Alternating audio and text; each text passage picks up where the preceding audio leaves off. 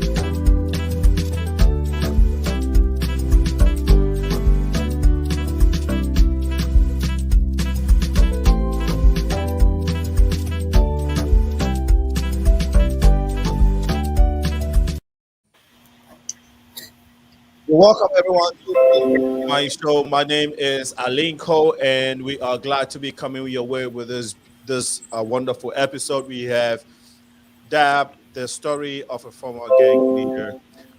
He is the president of Benny Lee, but he's not here alone. He has his team members that he's been working with.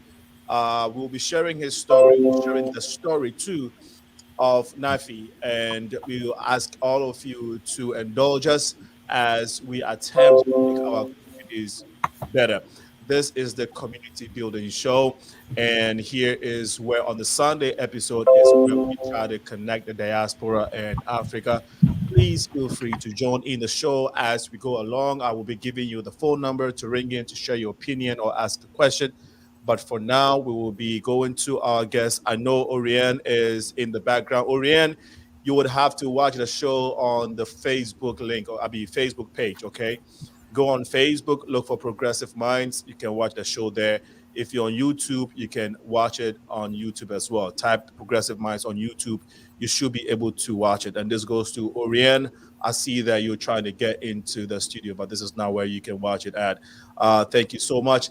Again, you're welcome. And without much ado, I'd like to introduce my great guests who have joined us this afternoon. Please bear with me while I switch to my great guests here. Awesome. They are all ready.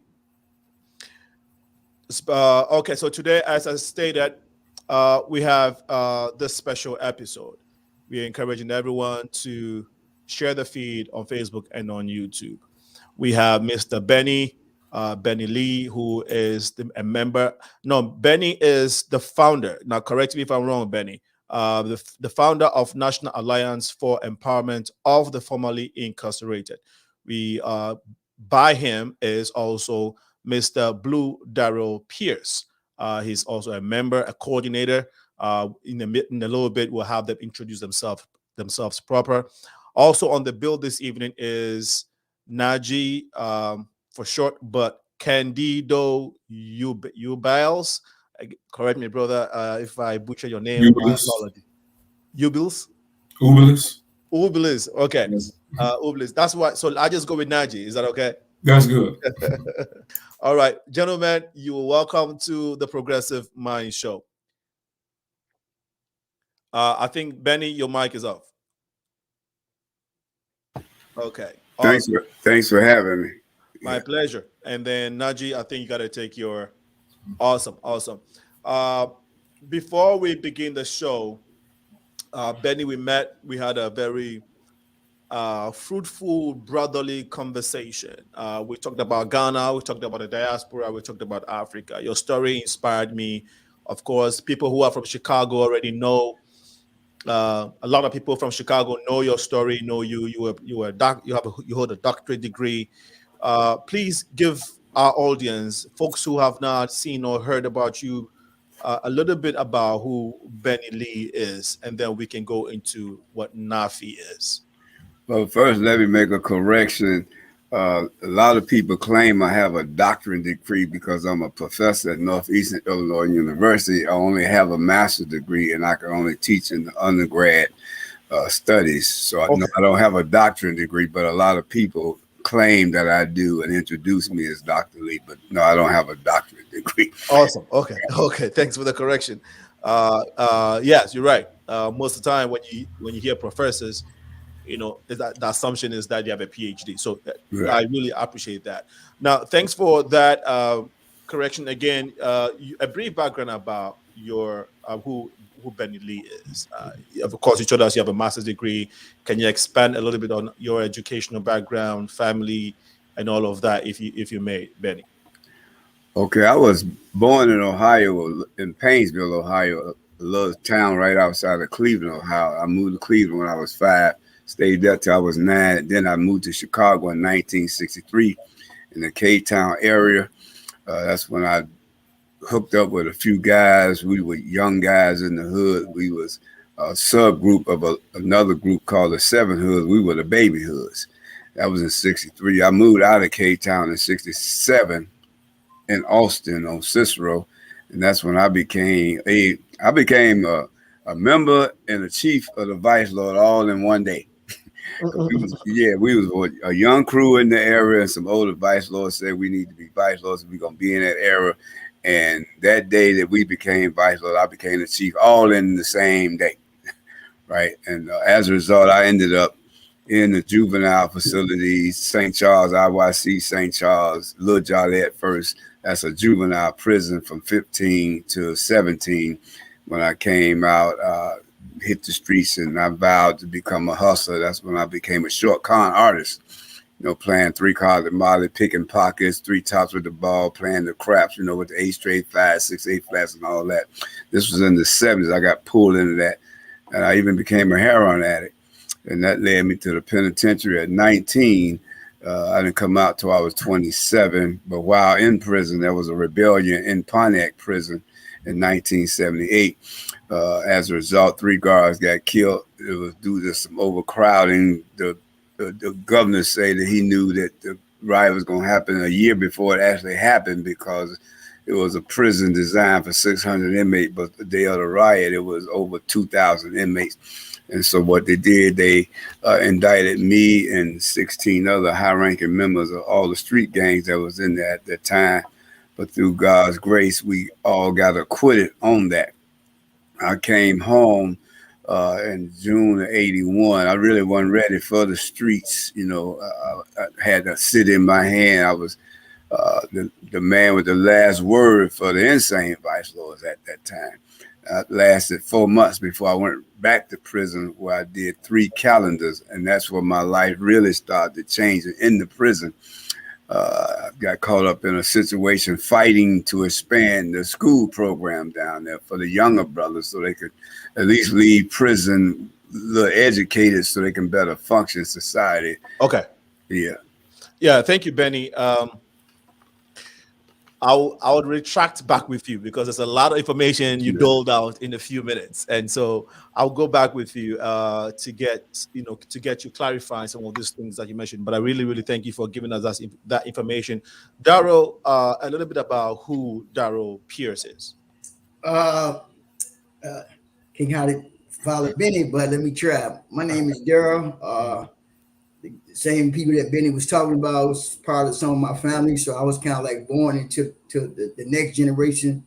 The Cicerone saying as well. From 1988 to 2008, I ended up doing like 16 years in the penitentiary. I was constantly getting out, wasn't ready, doing the same thing, repeat recidivism, trying to, do what I was doing. I didn't do what Benny was doing, but I was selling drugs. I took drugs the way out of my life. I grew up also in Laramie, near Cicero. I had a great aunt that raised me. I didn't have no father, but I had a great aunt that raised me like a mom. So all my choices that I made was intentional, informed decisions because I came from someone that did raise me right. I just chose the wrong way. And following Benny, I also followed when he got my master's. So now I'm encouraging guys to try to get their masters. And I think the whole part of the success of Nafi and all of us is just keep on changing and let guys see. Because when I grew up, actually, Benny, AJ, Bean, and all of them was my mentors. So once they changed and we knew that we could do something different, they gave me a platform and a door. Oh, yeah, let me see now. And I just follow that same. We just got to follow the right door, and we all can make it. Awesome. Naji, again, you a little bit about background before you joined Naji, and of course before you got incarcerated, if you were incarcerated. But I want to know who Naji is aside all of that. Again. So if you may, yeah. Once again, I want to thank you for having us on to speak on this and have this platform. My given name is Candido Delgado UBILES III. But for that reason, Naji, or my family called me Dale. But I grew up in a good home. I didn't have, my father wasn't in my life. I knew who he was. I seen him a few times, went with him a couple of times, but he just really wasn't in my life. But my male figures, my grandfather, Lemuel Davis Sr. I grew up on the west side of Chicago, Austin area, Laramie, Maypole. I grew up in what was, what's considered was gang violence. I spent 25 years in prison. Went in 93 and was released beginning of 2018. But I grew up in a loving home. I went to Catholic school. I don't fit your prototype of, didn't have this or didn't have nothing to eat. I ate every night. I had warm clothes, all that. It was beautiful. However, my environment took a hold and I went towards that way. So. Thank you so much for sharing. We really appreciate the brief intro into knowing who you are. Now, Benny, a little background about how NAFI started, National Alliance for Empowerment for the Incarcerated. How did it all come about? Well, it was around 2009. I'd been out of prison in 2009. I've been out over 20 years. And a lot of people would call me, write me, say they need to get up with me so they could stay out. They knew what I was doing. Then those that did come home would complain about they couldn't get jobs and rent apartments because of their conviction. So I called a meeting, and about 47 formerly incarcerated and convicted people showed, and 12 of them were women. And I appealed to them that we are the most passive population in this country because we complain about what we can't do, but we don't fight for ourselves. Like the handicapped people, they were being discriminated. They fought. Now they are a protected class. You can't discriminate against. The same way with women, the gay community, all these communities fought to become a protected class status. And so we started off just to move to become a voting bloc. We started registering people to vote. We all became registered voters. Hopefully we can change some policies to agitate legislators so they can look at our conditions, these collateral consequences we face. So that's how we started. Then someone had a brilliant idea that we become a non-for-profit organization. And we did that in 2009. And it was like right at that same time, the Safer Foundation that got a grant. It was a 5-year grant with the MacArthur Foundation. It's called a Safe Return Project. And there was 4 components to it. TAS, treatment alternative for communities. They were the case management piece to it. Safer Foundation did the job sector, job development, and then they had a mentoring component to it. So they brought us on board to do the mentoring. But I challenged them that we don't want to be mentor. We want to be reentry coaches. And then part of this mentoring component, it should be a support group and institute into that, because it's been proven that when people come out of prison or make a lifestyle change, if they connect to a support network to build different and new relationships, they're more successful like that. And so that's how NAFI came about. And we just started to really market ourselves to work with formerly incarcerated and convicted people that come back into the Chicago area and show them how to market themselves as a convicted felon. Thank you so much for sharing. If you say was there an existing group already and that you joined? Were there a couple of guys who had already come out at the time and were working on something like this? If you say we, what do you mean? Yeah, prior to NAFI coming about, I had an organization called African American Survivors Organization. In fact, some of the members end up becoming the initial members of Ceasefire at the time. One of them, T.O. Hardiman, and he became the director over the Violence Interruption Program. So I had a group of brothers that I've been working with all along doing this kind of work before we even became NAFI, and they just joined in and helped to build it out. And a lot of them start coming to the circle, you know, and get paid for what we was doing at the time because we had got a grant.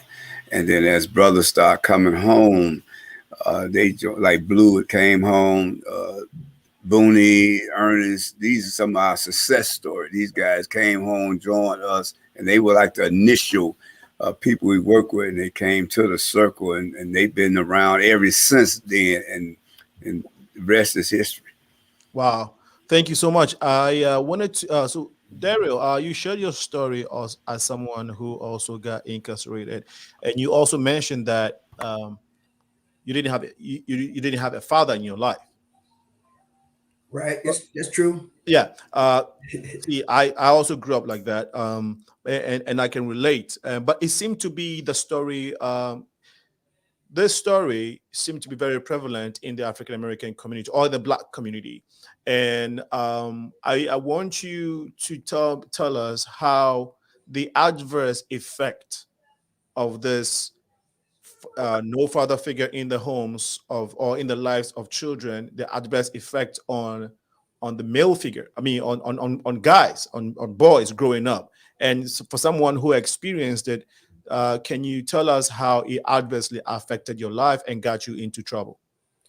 I think when you don't have a father, you always searching to belong somewhere. Your father is your lineage.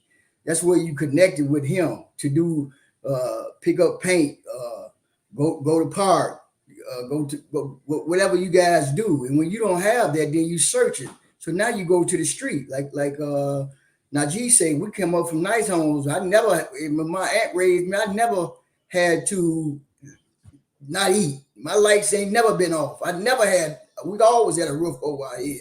But I was still searching for that father figure. She raised me well. And I found it on the streets. You know, Benny, AJ, Bean, Godfather, Monroe, you know, these are guys that, you know, I idolize. I mean, when you don't have a father at home to show you, give you the blueprint.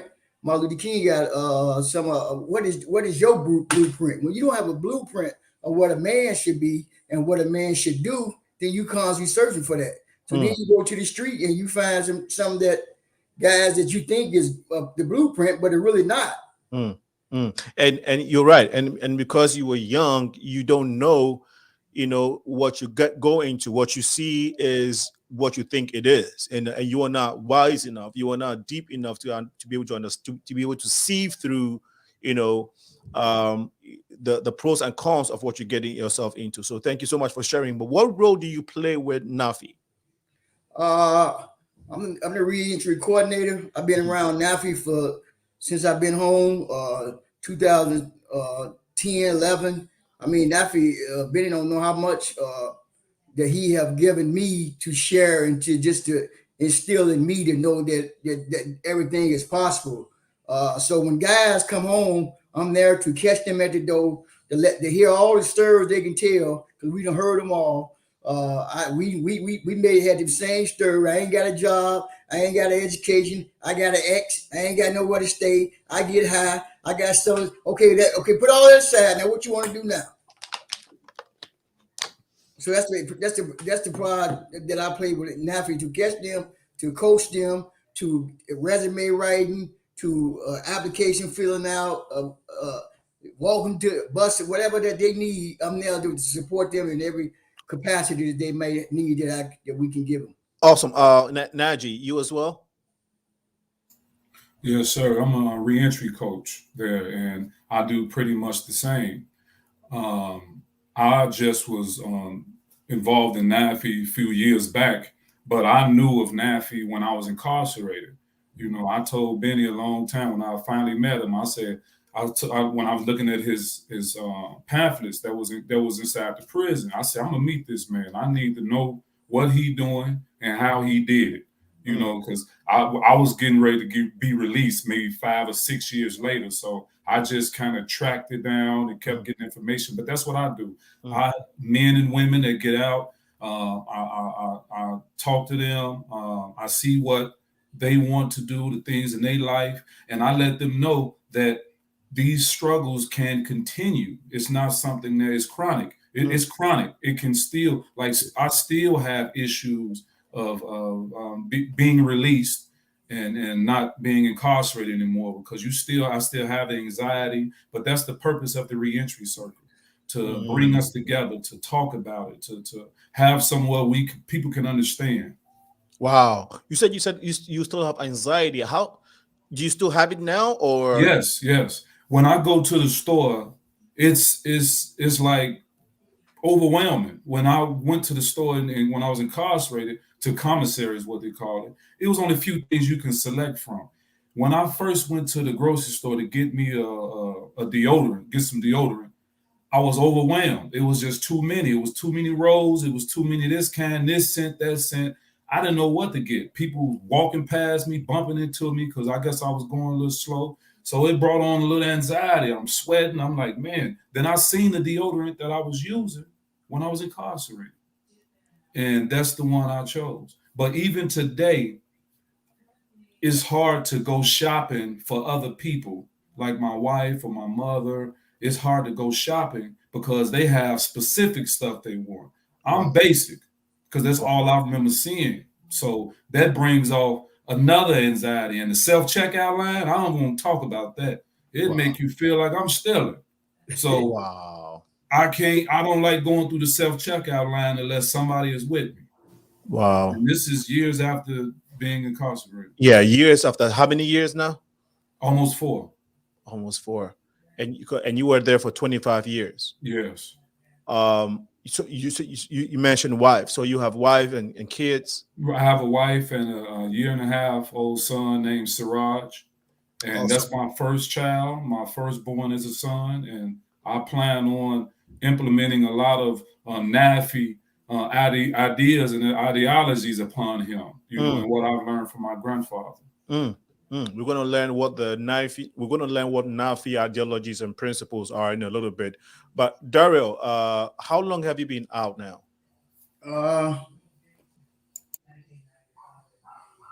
This is 2021. About like close to 15 years. 15 years. Okay. Yeah, do you get similar experiences as Naji shared? Yes, I mean, you could constantly. I sat in the apartment like 9 months, didn't want to fill out an application. I wanted to move, but every time you fill out an application, they got to check your background. Every time you know, so they got to check certain things. So you be having these ambivalence about really who, you know, when you go, who know you. You know, I don't want everybody to know my background. I don't want, you know, so yeah, you did them feelings comes to you. Because, I mean, the United States don't let you leave them. they perpetuated me you every day. Fill out, check the box, fill out here. You got a background, stuff like that. So it's stuff that a guy just gonna have to grow with and live with and understand that. I don't think it ever goes away. Benny can talk about it a little more than me. He having the same thing at 35 years out. Yeah, Benny, they handed over the baton to you, so you're gonna have to run with it.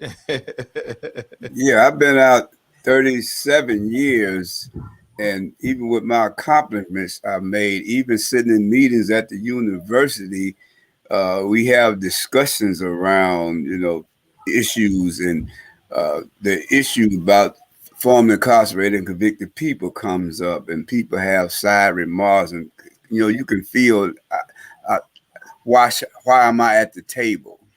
With the work NAFI do, I go inside the prisons with our pre-release program. I'm not really welcome. I've been barred out numerous of times because I may have wore a shirt and they say I'm gang representing. I'm 67 years old and I done gave that up, but you still run into these challenges, not to mention the collateral consequences we face. If I go to try to become a licensed real estate broker, there that is. We do not license convicted felons. Or to become a licensed physician, these regulation boards set up these criteria to exclude formerly incarcerated and convicted people.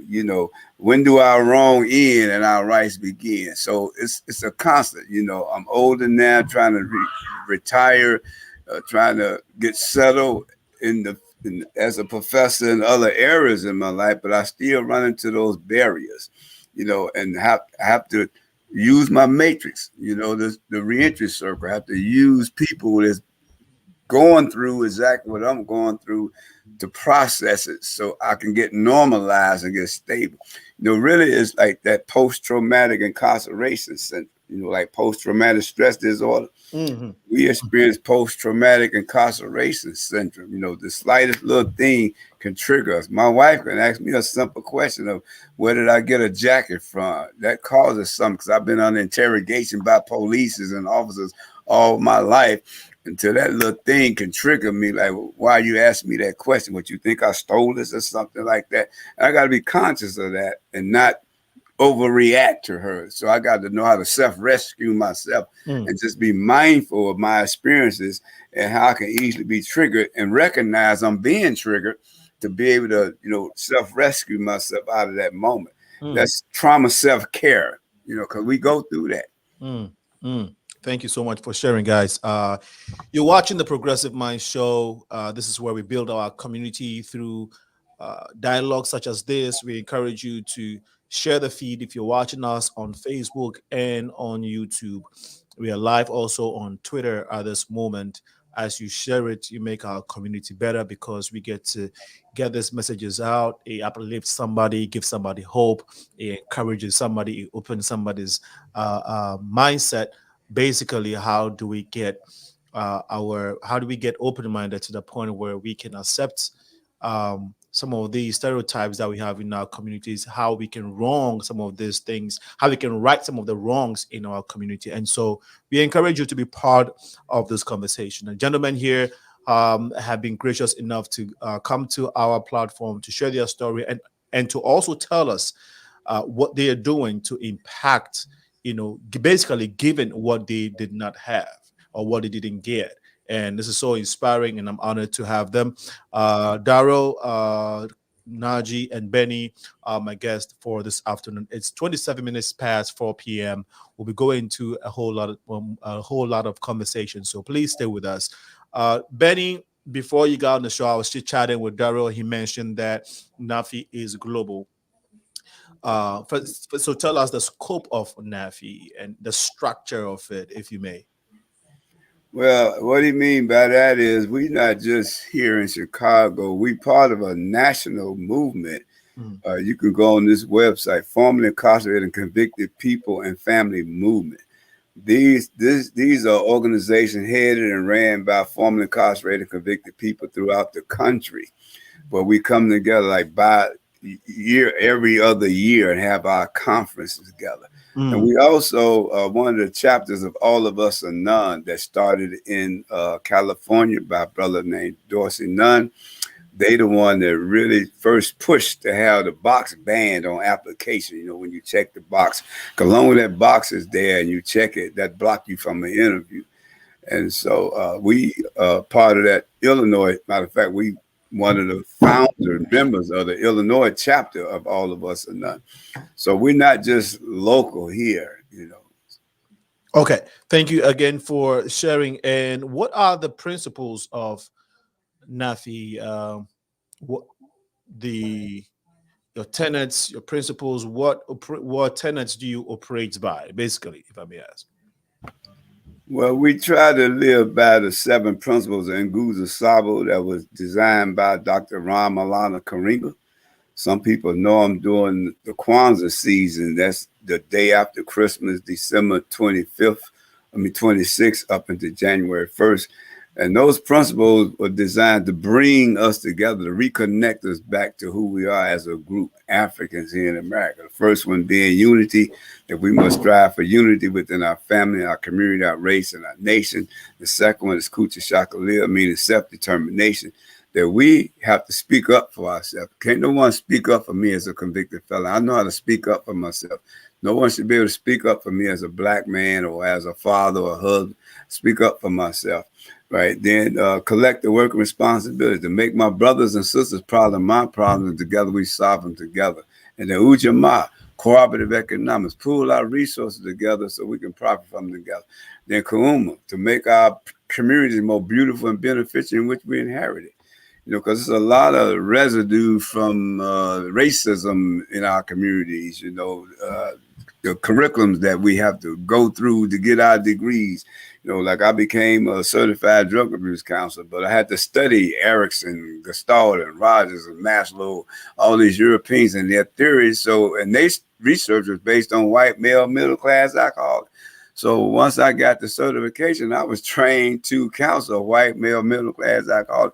So I had to go outside of the regular curriculum and study Dr. Naeem Akbar, Chain and Images of Psychological Slavery, Dr. Carter G. Woodson, Miseducation of the Negro, Dr. Amos Woodson. I had to study black scholars to really understand the psychology of black people, because I can't get that in a regular classroom setting. And then we got Imani, having faith in our elders and our teachers and our our counselors and stuff. And then we got Nia, purpose, having an aim and purpose in life. You know, you don't do anything without a purpose, having some kind of aim in all what you do.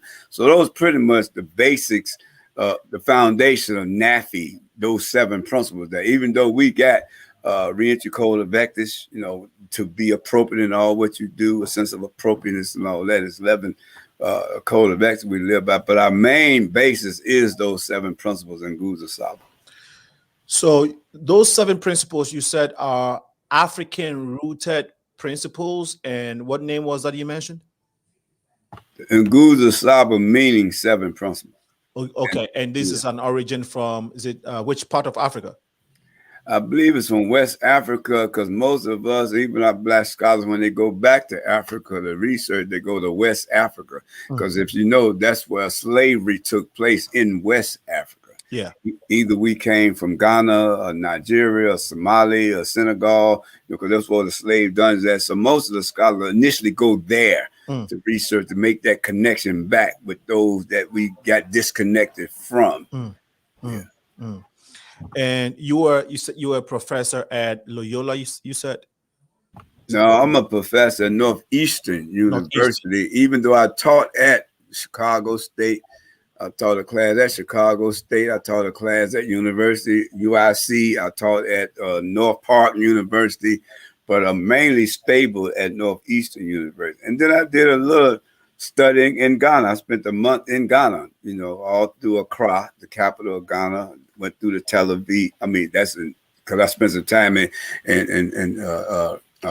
Israel also, through Tel Aviv, Tabgha, Dimona, right? So I've been abroad where I did some study and interact with people to learn more. And it gave me a broader perspective of the African diaspora and our aim and our purpose as Africans throughout the world, and how do I fit in America, and how to deal with the capitalism that has a direct impact on the psychic and the psychology of black people, as W.E.B. Du Bois talked about and sold the black folks that we as Africans in America have a double conscious, how we see ourselves as being black people and how we believe the world view us as being black people. Thank you so much. I would like you to help. I'll come back to you, but when I do, I did like you to help connect your study or your journey to Africa and learning the roots and the culture and the traditions of the African people, which you believe you are apart from, even though you are in America, and how that transformed you as a man, having come out of prison to becoming the better man or the man that you are now, and in a little bit. But I want to hear from DARYL. You mentioned that you were in a good, you had a good family. You had, you had everything that you needed. You were not like someone who needed, who was in need, and that your situation, you didn't have an economic situation that should have driven you to what you did, that ended you up in prison. But can you share the story? How did you get into, first of all, you know what, I forgot, I wanted to get this thing. What if we hear about gangster, and all of that, what is gang? What is a gangster? Benny, I know you and I was trying to get that from you earlier, but for me as an African, when I come here and I hear gangster, I have a definition. The definition that I have is what I see on TV, and what I hear on the news. But I'm not part of the culture. But even though I'm not part of the culture, there's something similar in Africa that I can relate to. We may not call it gang. In Ghana, for instance, we call it kubolo, which means like rogues, a group of guys who want to just be on the streets and rob and do bad things. So we may have different names for them, but tell us what a definition of gang or gangster, gang leader, and all of that is. Benny, you want to? Down Trump. Well, even criminologists, when you look at the term, the definition of gang, there's no clear definition of gangs, right? No one can agree to this is what a gang is. But when we talk about gangsters, from my understanding, you're talking about organized crime now. People that can control certain resources, like the gang, the outfit, the mafia, the syndicate. They knew the needs or the yearnings of people. So they controlled bootlegging because they knew people yearn for alcohol. They knew people like to get hotel rooms. So they control hotels and casinos and stuff. They play on the larceny of people and they control. These are gangsters. Now, being a gang member don't make you a gangster, right? Because a gang member, they not as organized as the mob, the mafia. Is that making some sense? Now, law enforcement lately have been moving to identify these street gangs as organized crime to justify locking them up under the RICO Act. That's the same tactic they use to bring down the American mafia, the racketeering, influenced, corrupted organization. That's the RICO Act.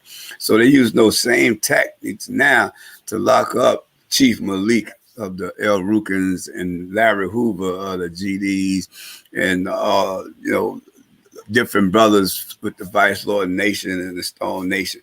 And they steady using that right today. When they come and get groups, they come and get the whole group to bring the leader and all the group together and trial them as a group upon the RICO Act to dismantle this. And this is why you see the cliques you have today, because they started behind the wall, because they knew when it comes to Blackstreet organization, the leadership was behind the wall. So they had to establish that hierarchy behind the wall that was calling the shots from behind the wall out here. Then they did the indictments with the guys that was actually selling the drugs out here. And so when they came and swooped them, they grabbed all these brothers, 40, 50 at a time from the streets, and grabbed the leaders like Lord Gino, the Latin King, Larry Hoover, the Gangster Disciple, Jeff Ford, Chief Malik of the Stones, and grabbed them and indicted them as conspirators. And they couldn't trial them under RICO Act unless there is a conspiracy to justify that. So they had to pull those leaders out of the state prison and put them in the federal system to indict these guys on the streets. Right? Yeah. Wow. And I know we haven't heard from NAJI and DARYL in a while, but would you all have anything else to add to what Benny said when it comes to gangster, gang leader, and all of that, or any other comments that he may have passed, or anything that he said that you wanted to comment on that I missed, Naji and Daryl? Well, I'll say that he said that perfectly. That's Kofi right there. But it's interesting when I hear that, like, the gang and the gangsters and all this other stuff. You got judges, governors, been part of so-called clubs, a bunch of kids breaking into cars and doing bad stuff, and they go on to be the governor. You got doing prohibition. You got those gangsters. They dealing with, like Benny Lee just mentioned. Then you have the lottery. You had that in the street. It was the lotto, but it seemed like the government is turning the biggest gangsters around because they in they dealing with the liquor. They deal with heroin, which is opioids. They deal with the lottery. Every time you see it, like 500 million. Now they in the marijuana industry. And all this have been built on the black man. So all that gang, and it's just to keep some out and keep some in. So that's how I see it. Daryl, any comments you wanted to add to what has been said so far? No, I like what Ben started off with. He said is really is no clear definition of what a gang is, right? Because I still don't know really what they get to jail, they label you. You can get shot on the street and they label you a gang member, so they can't even get you conversation. So I really don't know truly what the definition of what society seek as a gang member, because a lot of these things that Benny just named, people wasn't racketeering and people is not even working together. It's hard to get you and your brother to work together, not alone the gang. So I'm missed for words when it comes to the definition. Thank you. At what age did you join? Were you a member of a gang, if I may ask, Daryl? Oh yes. A member of the X gang. Get X member, you said, right? Yes, X. I'm sorry. Yes, yes. You were. You're going live. I still got a job. No. My apologies. Yes, my apologies. Yeah. You were a member of an X gang. Yeah. Okay. So, at what age did you join? I'm sorry.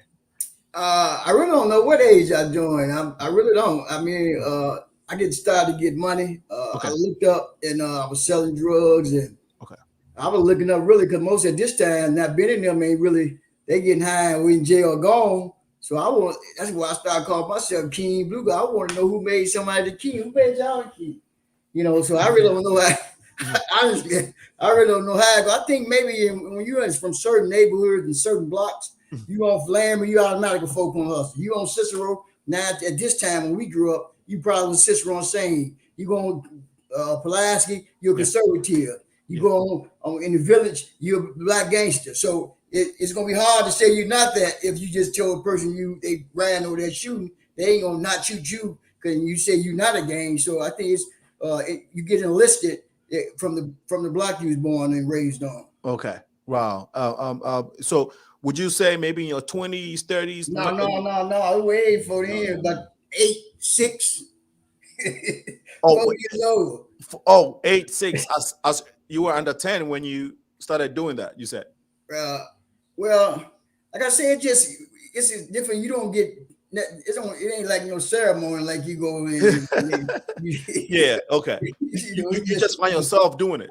Yeah. You just find yourself. You just follow. Like you follow. You go where everybody else go. Everybody like since I'm saying you going that way. You follow that way. Right. I remember when Benny was into it with the folk on the hustlers. I was staying on Lamb. I grew up. Actually, me and Naji grew up on the same block. But I was a sister on saying, and they called me to my man. You got to watch yourself. AJ and them just shot. We were at 82. Whatever happened. I'm like, what? I've been riding around for. They ain't even do nothing to me. But I mean, you just get connected from, like I say, from the block you're in, the family you grew up with. My AJ was the king. That's my first cousin. So I just got connected that way. So I mean, they ain't never come and say, "Blue, you sister on saying." Yeah, I already knew. Okay. How about Naji? Yeah, I want to add to that because I like Blue just said with Benny. There's no clear lines they saying about gang, but they trying to make it off into some criminal because according to the definition, It's saying a gang is a group of criminals. Okay. That's how I knew. I didn't even know I was in a gang because it was my friends. It was my cousins. Now, we may have called ourselves Four Corner Hustlers, part of Vice Lord, but we wasn't no group of criminals. We was young kids playing, getting in a little trouble, but we wasn't no criminal. We wasn't criminals. And when I start to look at the literature didn't express what was seen on the street. So when you saying gang, people hear that, it's like, oh, they're violent criminals. No, not we weren't. And then the kind that I was in, like we was talking about Monroe Banks. I remember him when I was little. My father used to deal with him, be with him. But he told me to go to school. That's where you need to be. He ran me off the corners. You know, so when they talk about gangs and criminals, I didn't have that. I didn't see that. Now, I got involved in things that was a part of the street, that was part of survival in the street, because I ate, the lights didn't have to go out, anything like that. But being outside in a poor, in an environment with drugs, police brutality, and all these other and disinvestment, you have people such as myself that had a good home get caught up in the middle of that. But to say I was in a gang, I never was in a gang. I got friends and family. Thank you so much for sharing. Benny, if someone, Daryl, did you want to add something to it? No, I'll just say, you said, no. Okay. No, thank you so much, Naji, for sharing. I'm really, I'm learning myself, and I hope that, you know, somebody's getting a thing or two out of this conversation. Benny, so you try to give us a definition of, you know, gangster and all of that. I mean, you try to give us a description or some type of meaning to these words that we hear and these terminologies that we hear on the street. Does it mean that you mentioned the vice laws? There are so many names out there that I don't know, but of course you mentioned a couple names. Does it mean that there are some gang members out there who don't necessarily deal in drugs? They don't shoot. They don't go about shooting innocent people or doing drive-bys and stuff, and they're just there as a group of people who look out for each other like a brotherly type of group. Can you help us clarify? Is there a group like that? I mean, are there groups like that who can call themselves gang but not necessarily dealing with drugs and guns and all of that? Benny. Well, I've been a vice lord since 1966, and I never sold a bag of dope ever in my life. To this day, I've never sold a bag of dope. But there are some vice lords that were drug dealers, right? And then you got some vice lords that never sold drugs, never committed a crime, and they go to school and got degrees. So being part of a street like today, these young brothers, they might claim they vice lords or disciples, but all of them don't sell drugs. All of them don't do drive-bys. Some of these young guys are actually still in school, in high school. Some of them are even in college. And like Blue said, if a brother grow up, say, on Cottage Grove, east of Cottage Grove, he got to deal with them brothers on the west of Cottage Grove. Brothers on the east of the Dan Ryan, the east side, deal with the brothers on the west of the Dan Ryan. You know, it's like little cliques. So you could, if you graduate out the 8th grade in Chicago, chances are you're going to go to a high school outside your neighborhood. When you get on that bus and you get in that school, you got to look around and see a friendly face, right? And you're going to cater to people that you feel comfortable with, and you meet people. So you might meet some brothers in your class and y'all jam together, but after school, these little brothers might be disciples. Before you realize now you're a disciple, right? And you get pulled in that really because of the safety. Like take my son. My son, he never saw me locked up, never saw me smoke a cigarette, never saw me high. My son, he grew up going to Muhammad University. He was a junior FOI, went to Betty Shabazz, Hakeem Malibu school. But when he went to high school, he was in an all predominant Latin King neighborhood, and the blacks was a small minority. So he had to band with other blacks. And just so happened them young black guys were gangster disciples. And so him running with them out of safety, he became a gangster disciple. Coming from the home that I told him this, what this is about, right? He didn't, because I couldn't be there for him when he catch those buses, dealing with the conflicts on those buses, walking to school, going to the store. He had to fend on his own, right? Because I couldn't be out there with him. So he did the best he could. But he did graduate out of high school, all that stuff, even though he was gang affiliated. He graduated out of high school. Not to say he didn't sell drugs and get into shootings and stuff. He did all that. But now today he in Texas living a good life for the last 5 years, working at a hospital as a tech. Now I'm going to do some work in a school, because of his upbringing, like the Simba and the Lion King. He was born with good values to become the king, but he hooked up with Timon and Pumbaa and forgot all about that. He learned Hakuna Matata, to give up his culture and his belief system. Then later he went back and became that king he was born to be. And I think most, like all of us, we was that Simba.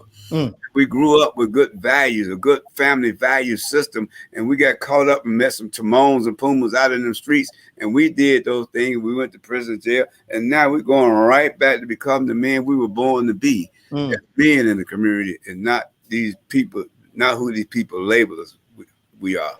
Wow. Thank you so much, Benny, for sharing Naji and DARYL as well. And I wanted to ask, and I'll start from DARYL again, if you may, what actually got you into the system, into the prison system? I started selling drugs. I came home one day and realized that people were selling drugs. I didn't run the street like that. I think I was like 17, 18. If I even saw some drugs around, right?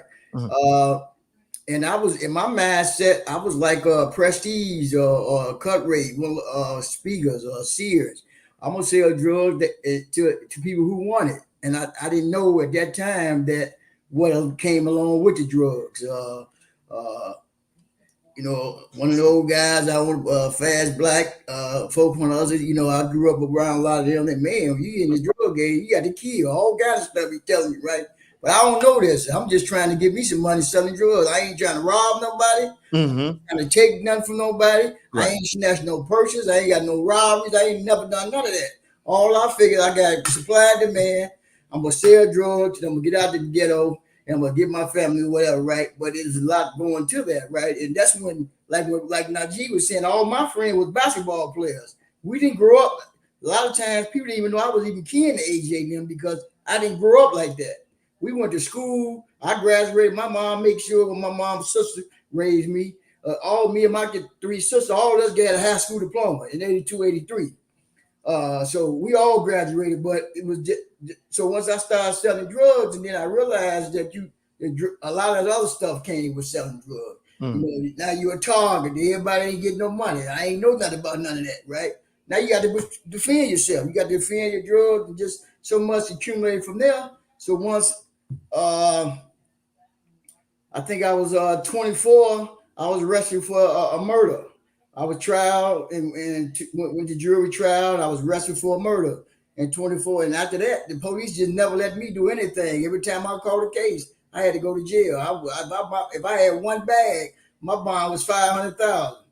So I don't know if the murder that they thought I did was Mayor Daly's son. I don't know what happened. But after that, my life just kept going back and forth. But I kept trying to get out and try to sell drugs. And the same thing, I just like Benny, I started using drugs, and then my mind got warped. After that, once you get to start being a user, you don't think it's saying you ain't logic. You don't think like you're gonna think.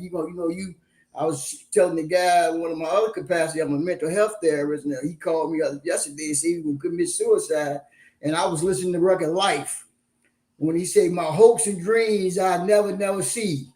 I thought I had life in the game. I thought that was it. I couldn't go nowhere. I wasn't gonna be able to, this is my life. I'm stuck. And just so happened by the grace of God and the grace of Allah, they picked me up, and for the praying of my aunts and my sisters and my grandmama, I found my way out. Benny used to always say when we come to the meetings, all y'all got a penitentiary story. I don't need to hear no more penitentiary story. We need a recovery story. So I started working on my recovery story. I started going to school. I started listening. I started figuring out that that's not where I wanted to be. And I changed my life. And that's how I got my master's as well, following Benny. Thank you so much. What did you get a master's in? Social work. Social work. Okay. The same people Benny say he had to learn Maslow and all them, and I had to learn the same people. So now I'm trying to flip it to our people, right? And we trying to November 13th. You guys can come on Nafi channel. We're gonna have UIC in to sell school to opportunities and give guys tuition to get in school, because a lot of times when Benny say the learning that we get, it's taught us to help the white man. It's not helping us to teach us, right? And we need us to teach us. That's just my opinion. Thank you so much. And did you also have to learn some African tradition, African, history? I'm on that side of now. I told Benny when he called, so I'm just listening to Farrakhan now. So yeah, so I'm on that tab now, trying to flip it. But you have to get in school and start there, and then go from there. Awesome. We would talk more about Nafi, a lot of the work that you were doing, the lives that you were transforming in a little bit. But just to get our audience to get a feel of where you're coming from, and what helped you transform your life. Again, our hope is that we uplift somebody, we encourage somebody, and we open the mindsets of people that may be closed to some of these negatives that we hear and see on TV. And so thank you also so much again for coming here to share. Naji, you want to also, if you may, at what time that you caught a case and ended up in the system, and I don't know if you wanted to share a little bit of that. Yeah, I'll share some of it. Okay. In 93, I was charged with first-degree murder. In 95, I was convicted of first-degree murder, and I was released in 2018. So most of my youth was spent in prison, learning how to live, just learning how to be me, But while I was there, I learned how to computer code. I learned how to run a business, going through small business management, getting associates. Those are the things that I've learned when I was incarcerated, and those things that I learned while I was there. When I was released, then that's when I was able to get in tune with Benny, with Nafi, and just like Blue just spoke about. One thing Benny speak about, everybody has their re-entry story or recovery. Everybody has that, but you have to have a story of when you return. What happened when you return? Now I'm in school to get my bachelor's in urban studies at Northeastern Illinois. I own my, I bought a house, got married, got a young son, and 3 cars, but not so much the materialistic stuff, but I have stability. And that stability is helping me to help others and show them and empower them that they can do it by themselves on their own with help, but let them know that they can do it as well. So I don't go and let them know about, I was did back then, isn't I don't even talk about that. I let them know what I've done since I've been home. And then some who are incarcerated, because we still go inside the prisons, we tell them to start where they at right now. Don't wait till you get out and say, I'm going to get my life together. Do it now when that thought arises. What inspires someone to want to go to school? First of all, you have all these programs. Let me back up.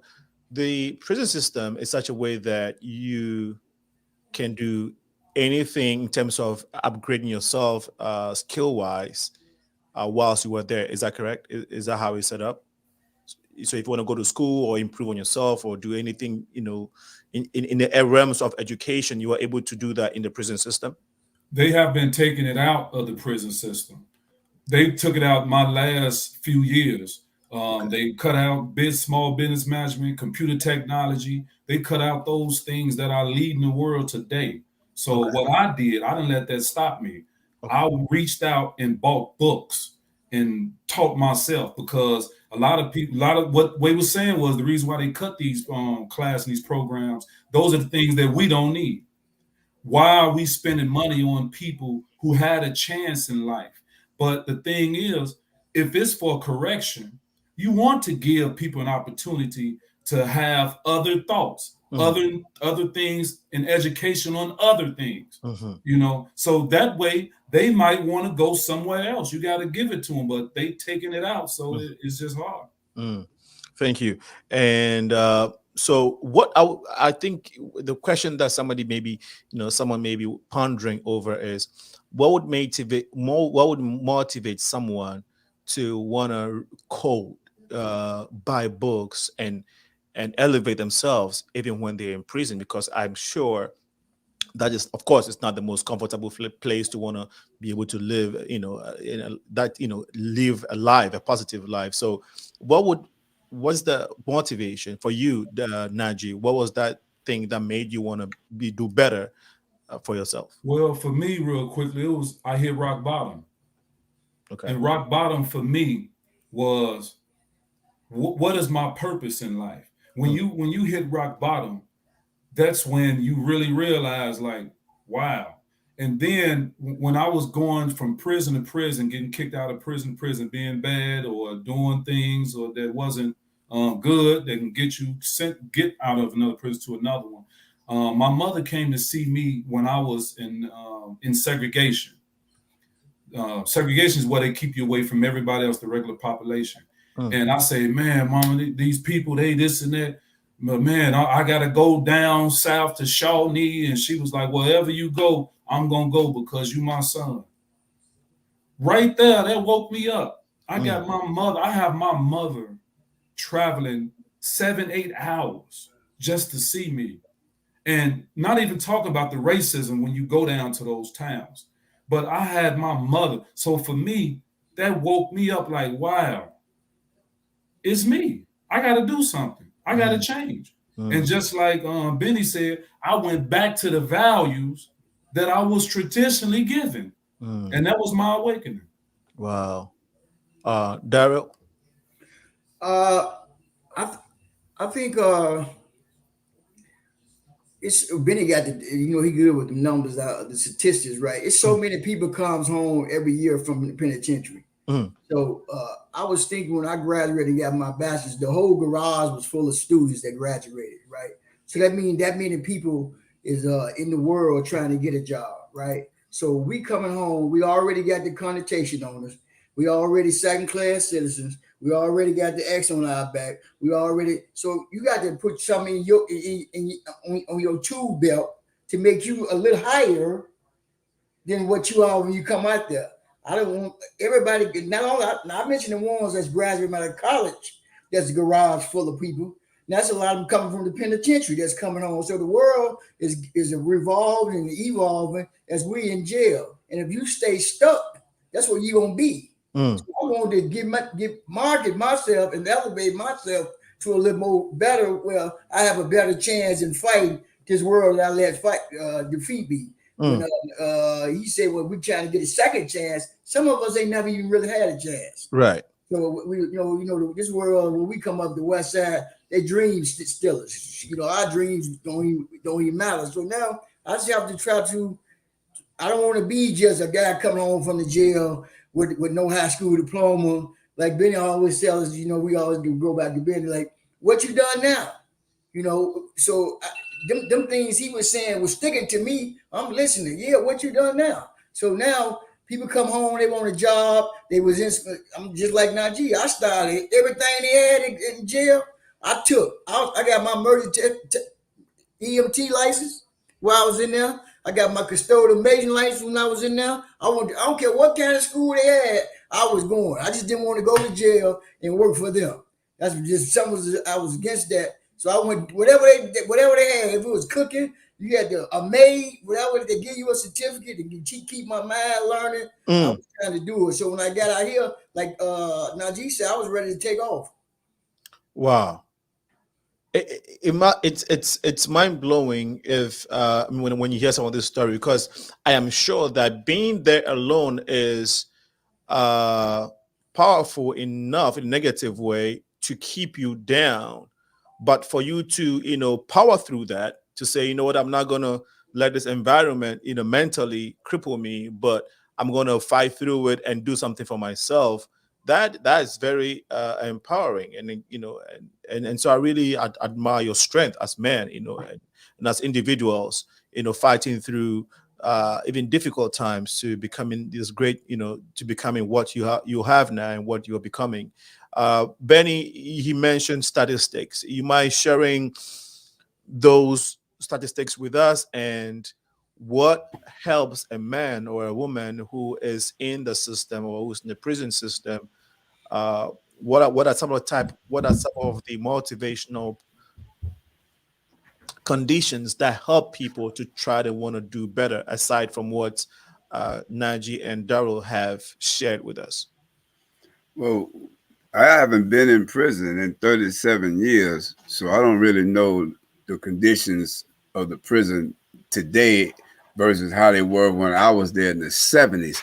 Right. But because I go into prisons with our pre-release program, I get a chance to mingle and ask questions and talk to those guys and get a feel. And then I'm in some meetings with IDOC and the other vendors that are in the prison and seeing what are some of the objectives and what is the premise and all this stuff.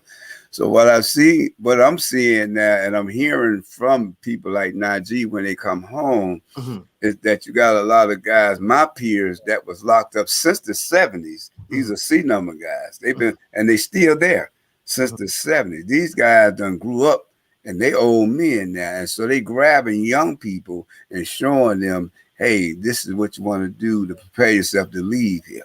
Like Naji, he was young. Some older guys got to him to get him to start seeing things. And before he left, he started getting young people. So it's like a generation. And then as vice lord, part of our oath, that we would serve our time constructively so that upon our release, we become a more productive member of our community.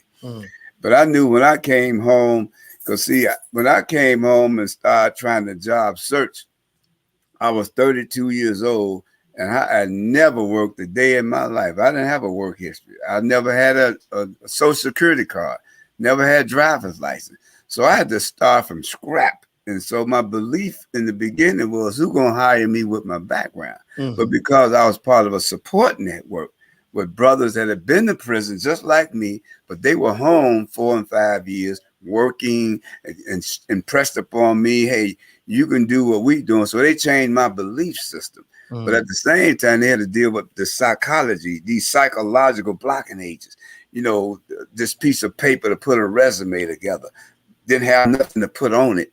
Gave me the message, well, I can't get hired, but they helped concoct me a resume and looked at some of the things I did while I was in prison, and those became transferable skills to put on the resume.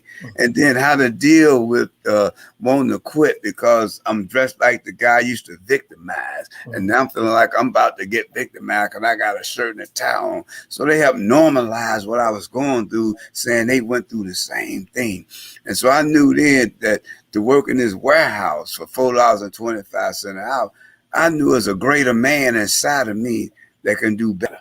So I had to grab those brothers' coat, and they had to coach me through, sitting in a GED class at 32, learn how to do fractions and multiplication with a bunch of kids calling me pops, laughing at the questions I'm at. I want to hit one of them little miles in the eye, but I don't want to get put out the class because I know I need this GED to market myself for a better paying job. And then once I got that, then I was doing volunteer work in substance abuse.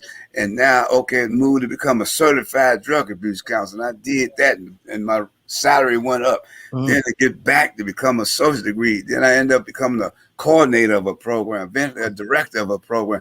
But it's through education that allowed me to move up the ladder like that. And this is why I tell people, like 70% of the people in Illinois prison are people that's been there before. A lot of new people ain't going to prison. It's the same people that's going to prison. The recidivist. And 6 neighborhoods in Chicago make up over 60% of the prison population. Can you mention those? Austin is the largest community in Chicago. Then you got Lawndale, you got Garfield, then you got Humboldt Park, then you got Inglewood, and then you got Roseland. Those 6 neighborhoods make up over 60% of the Illinois prison population. And when they come home, they're going back to those communities. But the communities are not set up to receive them. So that's where NAFI come in at. So we can normalize what they're going through and show them this is where you can go. These are the companies that hire convicted fellas. You know, a guy might, we might try to help him. We know to job search today, you got to go on the internet. You got to pull a company's website down. You got to attach your resume. You got to fill out an application. A guy shows signs or he about to quit when we put him on that computer and he said, man, this ain't working for me. That's my sign saying he don't have these skills. So I do in a non-threatening way, pull him into a teaching moment. Say, man, you can remind me of me when I first started. Check this here out. So I'm pulling him in to teach him how to pull that website down. And then you get to the application part. Oh, man, I don't think, because now I'm saying he got poor reading comprehension skills. So now I'm helping him, man, yeah, I should do that too, but check this out. This is what they asking here. And this is what about this here? So I'm pulling him into a teaching moment. This is part of motivational interviewing, right? But instead of saying, man, you don't know how to do a computer, traumatize him really. Right. So we've been training as reentry coaches because we've been through that to join their world, normalize it, and gradually pull them into a new awareness. Okay. That's powerful. That's powerful. Why you mentioned 6 communities in Chicago that contribute to 60% of the incarcerated in the state of Illinois. Do you have an idea why that, or this is just what it is? Well, when you study, you know who's in prison. Every black man is not in prison, but you got the poor and uneducated black man is in prison. I should think all white people are smart and educated. Man, I run into some dumb white boys down in that prison. They poor and they uneducated. So that's who's in prison, the poor and uneducated. So when you look at those 6 communities in Chicago that I mentioned, you're talking about marginalized communities that are transit. See, not all of Inglewood is gang related and drugs. Not all of Austin, not all of Lawndale, not all of Garvey, just little pockets. And these are transit areas where people rent. See, there's communities in Austin where people own homes where you don't see a lot of drug selling, crime going on in those areas. And it's in Austin, but in some parts of Austin where it's transit, people rent. They're not invested. They might live there for a year and move. So there's no community there. And those are areas where people feel comfortable selling drugs and getting high because there's no accountability there. Wow. Thank you so much. And again, you're watching the Progressive Mind Show right here in the beautiful city of Chicago.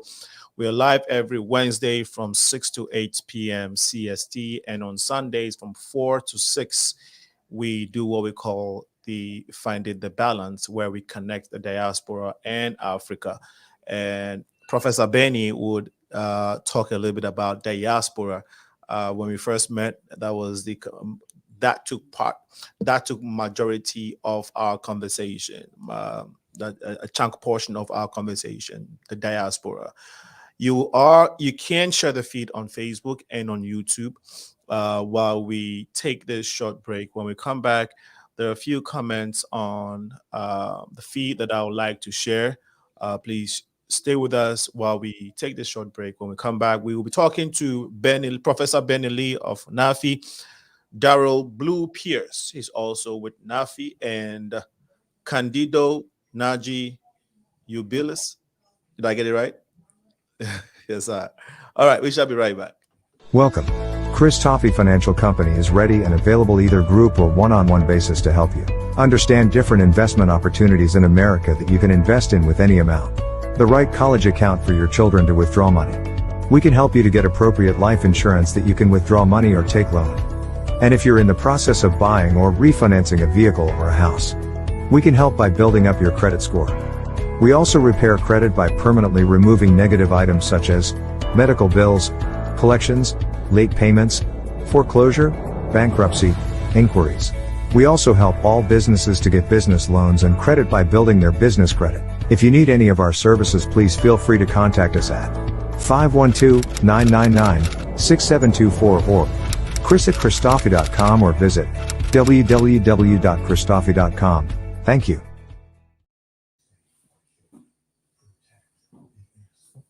There there is a cry. Aglo, Aglo, Aglo. Aglo Bolingbrook Lighthouse is a network of caring women. We are a dynamic global movement with a single mission to see God's purpose fulfilled on earth as it is in heaven. Our mandate is every nation touched and every heart changed for God. We invite you to our prayer meeting every Saturday and breakfast meeting held every last Saturday of the month from 8 a.m. to 9 a.m. via Zoom meeting. For more information, please contact Dickness Rebecca Modi at 630-297-1471 or Reverend George Ofe Ado, our advisor, at 630-414-9505. We look forward to having a refreshing time with you in the Lord. Thank you and stay blessed. There's a cry in my heart. You're welcome back to the show. My name is Alinko, and we'll be going back to our great guest this afternoon, Professor Benny Lee, NAJI, and then DARYL, who are with Nafi. Nafi is National Alliance for the Empowerment, National Alliance for Empowering incarcerated. Formerly incarcerated. Pardon me. Now, again, we one of the reasons why I wanted to do this is that now, again, being an African, and sometimes for African immigrants or other immigrants that come to this country, we watch the news, and we listen to the narratives in our fellow Black communities or in the Black community, and then we basically just run with whatever we see on TV and hear, and not necessarily get to dig deep into the stories to try to understand why some of these challenges are going on, understanding that where we are coming from are similar problems. And so the only thing is that it looks different here, and it's done maybe differently, maybe not. But the thing is that whatever challenges that are going on in America, in Black communities, we have similar ones in our communities and in our countries, in our villages, wherever we are coming from. And so it's only prudent that as a fellow Black person, you want to know what's going on in the Black community or in your fellow Black community, again, to give you a good understanding, because we are all connected. The culture is the same. And reasons why we do some of these things. Also, we like to promote the positive things that are going on in our communities. And we, as we know it, there are more positive things that take place each and every day. There are more good things that the good Lord has showered around us than the negatives.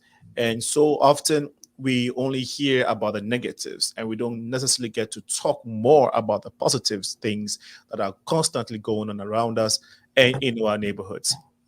I always say that on the south side, on the west side, in the city of Chicago, yeah, we hear all this negative news, even in the city of Chicago. But there are 99% of the people in the city of Chicago are just peace-loving people, beautiful people who are trying to live by. But of course, one negative news can dent all these good things and this positive news that's around us. So with the Progressive Minds, we try as much as we can to shed light on the positives, reasons why we do some of these programs. So we encourage you to keep supporting us on our website, theprogressivemindshow.com, theprogressivemindshow.com. We are 501c, and your donations will gladly would go a long way in helping our operations and our activities. Of course, you can also file taxes with it. We'll go back to our guest this evening. I know that DARYL we were still waiting on DARYL, but NAJI and okay, we have DARYL back here. So Benny, before I went on the break, I wanted to ask you. I wanted you to tell us the connection between how you found yourself or your research into your African roots and how it shaped you into becoming the man that you are now. Not to say, of course, you were anything negative in the past, but of course, for all the things that you were doing now, how did your connection to the diaspora, your connection to the African roots help shape you, if you may? Well, it began, I was in Stateville Maximum Security Prison, and I got put in segregation because I pulled a stunt where I told all the vice lords in the prison at the time to withdraw our labor so that the administration can look at. There's only 80 slots for brothers to go to school and maybe 110 jobs throughout the whole system. They need to expand it. And they try to spin us around. So we withdrew our labor to force them to look at that. And they threw me in SEG saying I could have started a riot because I've been in 3 different prison rebellions. And while I was in SEG, initially, some brother left Malcolm X autobiography on the bunk. I heard of Malcolm, but I didn't really know too much about him. So I just threw the book in the corner. After being in SEG for maybe 3 months, I picked the book up out of boredom. I turned right to the page where Malcolm X was struggling, comprehending what he was reading. So he put down the text and studied the dictionary from A to Z. And that caught my attention. And after finished reading that book, I hollered down the gallery for a dictionary. I started studying the dictionary. Then a brother offered me Plan the Planet by Don Lee at that time. Now he's Hakeem Matabuda, the founder of Third World Press. And in there, that's when I learned about the 7 principles. Then I studied Dr. Naeem Akbar, Changing Images of Psychological Slavery. And one thing that stuck out is when I read The Miseducation of the Negro, when Dr. Carter G. Woodson said that foreigners study our value system in other countries. And when they come over here, they come and set up shops and businesses in our community. And that's when I started to understand what colonialism was about, how we've been colonized. Euseenie Perkins, in his writing, Home is a Dirty Street, he talks about get colony, how the ghetto has been colonized. And all that kind of stuff with me. So when I came out of segregation, I had a different psychology. I was thinking different. I started seeing myself different. I started gradually reconnecting myself to the African community. And so when I came out of prison, and like Daryl mentioned, and I started going to school, and I started learning that I was learning a European way, a European worldview through school. And so I was impressed by Dr. Conrad Worrell, right, and Sister Beverly Hamilton Robinson. May he so rest in peace. Yeah, and Dr. Hattie Wash, right? And they started impressing upon me on where we fit in history. And that gave me a thirst where I started researching, started learning. I started seeing myself different. I started seeing the world different. I started seeing myself functioning in the world different. So now anything I do, I try to do it from an African-centered context. That's that. Thank you so much again for sharing. We'll take some of the comments that have come through on Facebook and on YouTube. Then we will continue the conversation. If you want to ring and ask a question or just participate in the conversation we're having this afternoon, the number is 815-277-5047. 815-277-5047. This one is for Orion Meadows. He says there is a misconception that there are many programs in the prison system to facilitate successful rehabilitation for felons, but that's not the case. For me, I'm sure he meant to say me or myself. I'm not sure. But what do you all have to say to this? I'll start with you, Daryl. You haven't spoken in a while. There's a misconception that there are many programs in the prison system to facilitate success for felons. That's not the case. I agree. Just as Naji was saying, you have to. It's not really nothing. And then if you get to a UNC grade or something like that, a B grade, then you can't even go to school, right? So they put so many barriers on a person who's not to get in school. Then you got to be down there for like 90 days. When you get to a penitentiary, the list to get in be so long, then you got to wait so long to get in. Just, the deck may go up there, your chances to go back out the window. It's just so many other barriers that they put on you when you get to penitentiary. If you even get to a penitentiary that have schools. Now, guys, that goes down there with certain cases, but I do want to say that it is changing. I went to a meeting for Ben Lee with the director, and they have a different philosophy now. But at this time, it really wasn't penitentiary wasn't really there to rehabilitate people. Okay. You just had to go down there. People really got down there, and you get worse than what you was when you came home. Thank you so much for sharing, Daryl. We have a caller on the line. Please tell us your name, caller. Please tell us your name and where you're calling from. ARTHELIA. Okay, please. Yeah, please tell us why you're calling. I'm calling to make a comment about the game. Yes, please go ahead. Well, I just like to say, once you get in a group of people and they got what they got, so you're gonna follow them because you want to be like them, so you're gonna join their game and do what they do. And when you go to penitentiary, you find yourself, and so you don't want to come out the same way you went in. And that's it. And everybody doing a great job. Thank you. Thank you so much thank you so much for calling in. Do you all agree? I mean, your response to the caller's comments? I don't know, finding yourself, but you find somebody, like, you get to the jail, you find out how you can get in and fit in, how you who the haves and who the have-nots, where you got to sleep at, who moving around here, where the jobs at. So you do find, you probably can find yourself too, if that's what she was saying, but you do figure out a way to finagle, because you got you coming from the streets, you're a hustler. So you take them same streets and you learn how to hustle in jail. You figure out when the soap coming. So many things that you take on to jail and you expand on. Right. Thank you. And Benny, you wanted to comment? Well, yeah, when you part of a street gang, as they identify street gangs, being part of the vice lords, there were certain things I had to do as being part of the vice lords. And then there was certain things I couldn't do being part of the vice lord. So to an extent, being a vice lords control how I act and how I don't act, right? But now being in prison, I was in a leadership role, right? I ran Stateville Prison from the barbershop. That means I could send a call pass to any brother in that whole prison to get to that barbershop. And the way we were structured, we had a cell house chief in every cell house in Stateville. There was a cell house chief, a cell house lieutenant, and I could send call pass and get them guys all over there once, have a little meets and all that stuff. You can send what again? Call pass? A call pass to get them to come to the barbershop. And we would have discussions like, how many vice lords do we have in the kitchen? How many vice lords we got in the school or in the gym or in the commissary? So we needed vice lords in key places. These are resources.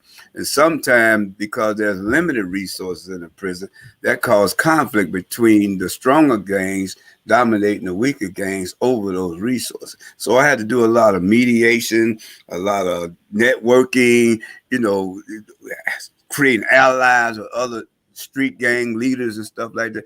But the bottom line, how do we survive in this system? How do we calm down the potential violence? Because none of us needed a shakedown.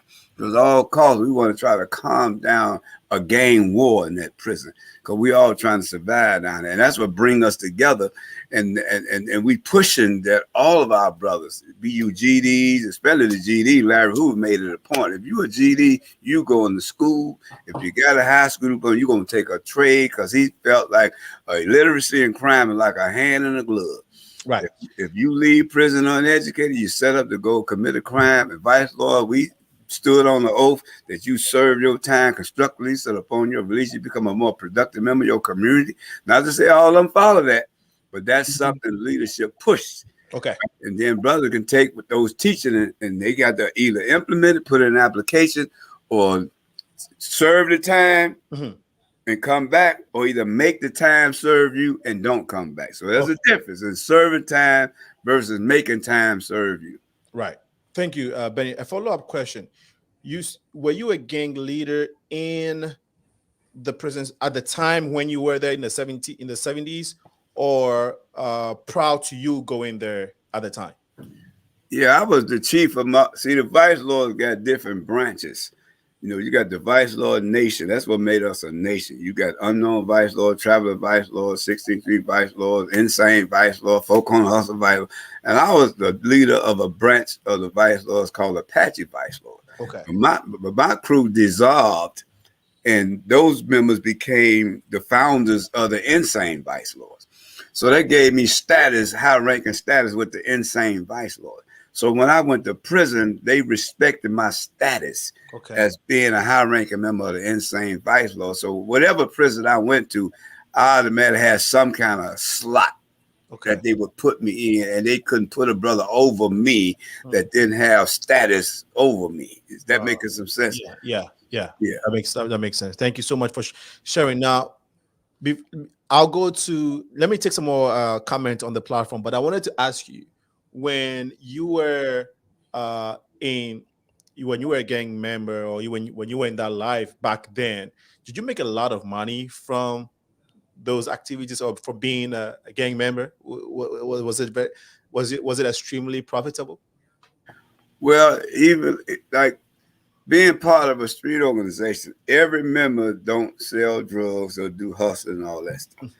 When I was in it back in the 60s and the 70s, I was a short con artist. So every dollar I made went in my pocket. Then you was a short con artist? Yeah, I played, I picked pockets. Okay. My hand in other people's pockets. Okay. That's played short con, right? And so a lot of us that was vice lords, some of us was pimps. We pimped women. Okay. Some of us was con artists. Some of us sold dope.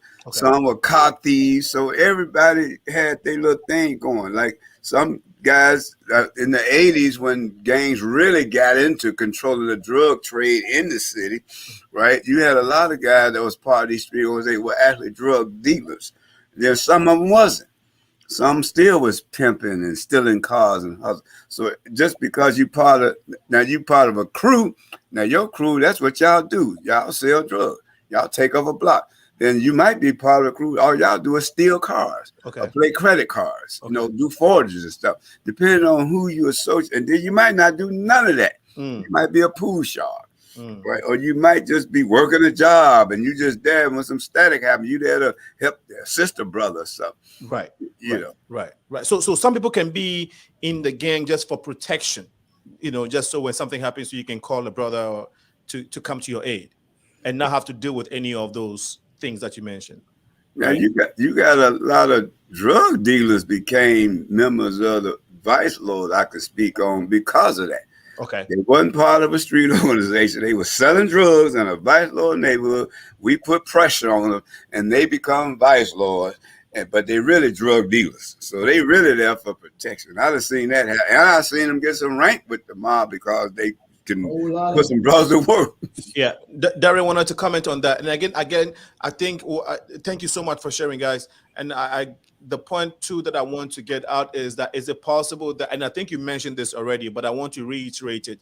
Somebody can be in it solely just for protection, and they may not be engaged or involved in any type of vices, but they just in it for protection, just so if someone does something to them, they can have someone to call on to defend them. Is that a reality? Can that be the case? Like I had said, that is the case for a lot of people. That was the case for me, and it wasn't about no protection. It was my friends and family. We go to hang out, we do things. Okay.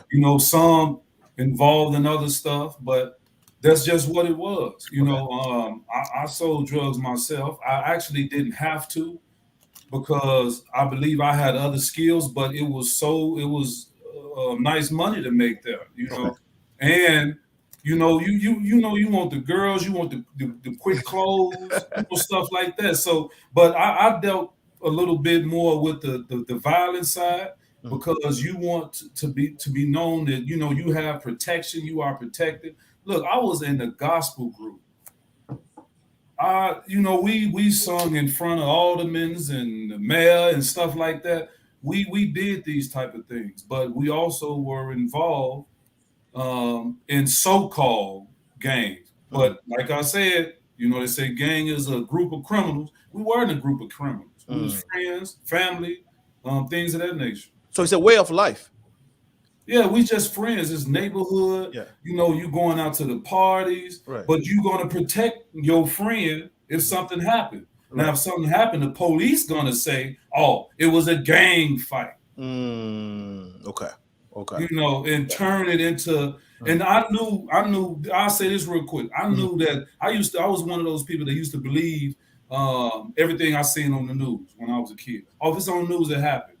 One time they shot some dogs on the corner in this abandoned building.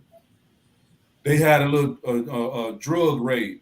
They put on TV that people had attacked dogs and all this other stuff, guarding the empire, and there was some stray dogs they killed.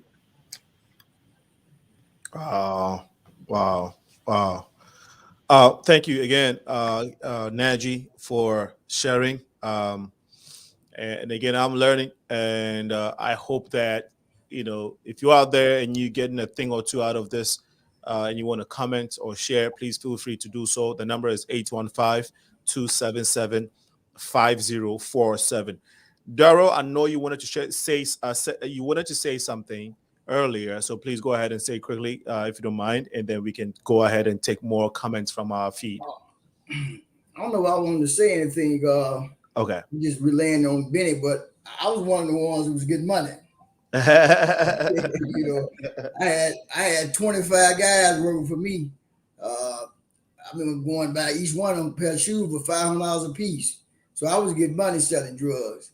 That's when, and I at that time I thought that, and I think selling drugs kind of like turned the game a little bit, like Benny was saying. A lot of guys who started selling drugs really wasn't, like Najee was saying, criminals. I wasn't no criminal. I had never even been to jail in my life, ever.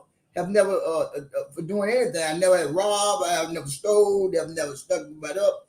And most of my family and Benny and them was all stick-up men, robbers, short con artists.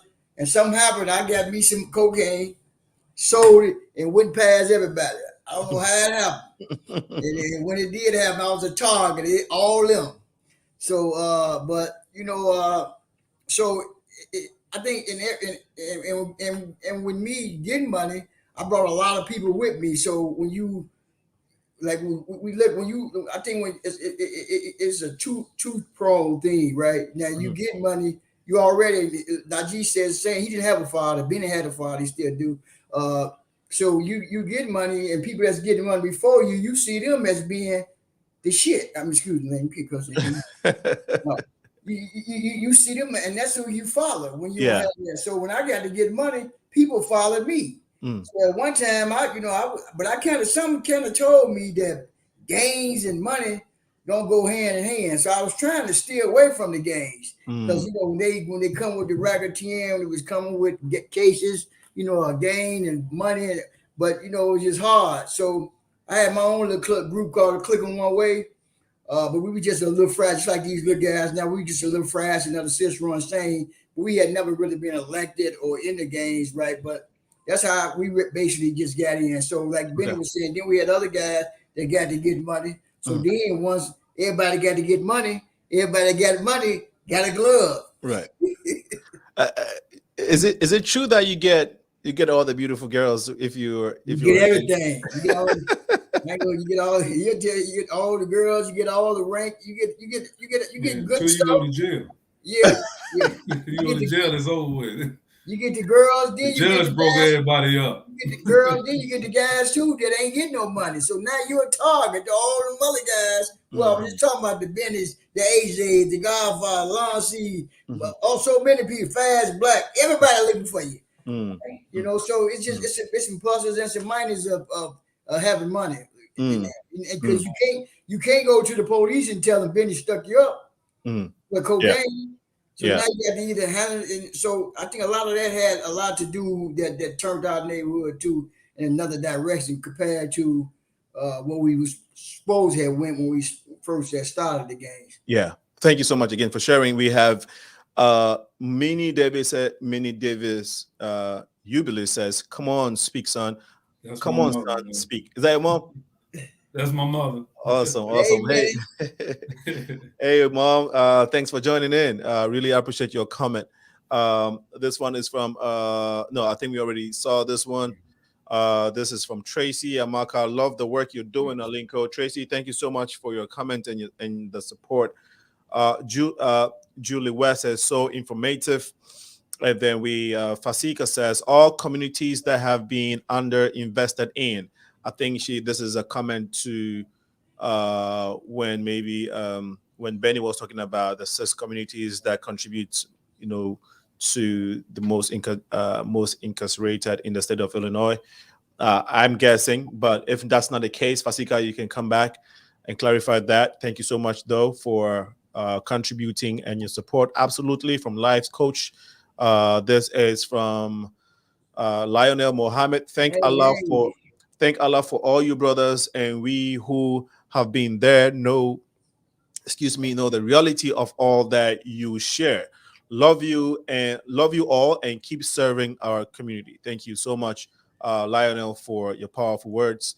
This is from Rebecca. Great job, guys. Thank you so much, Rebecca, for your support. Amen, Naji, from Julie. This from Orion. Many of our youth inadvertently become associated with gangs due to association.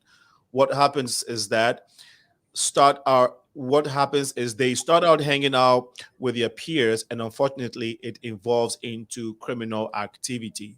Great point. Thank you so much.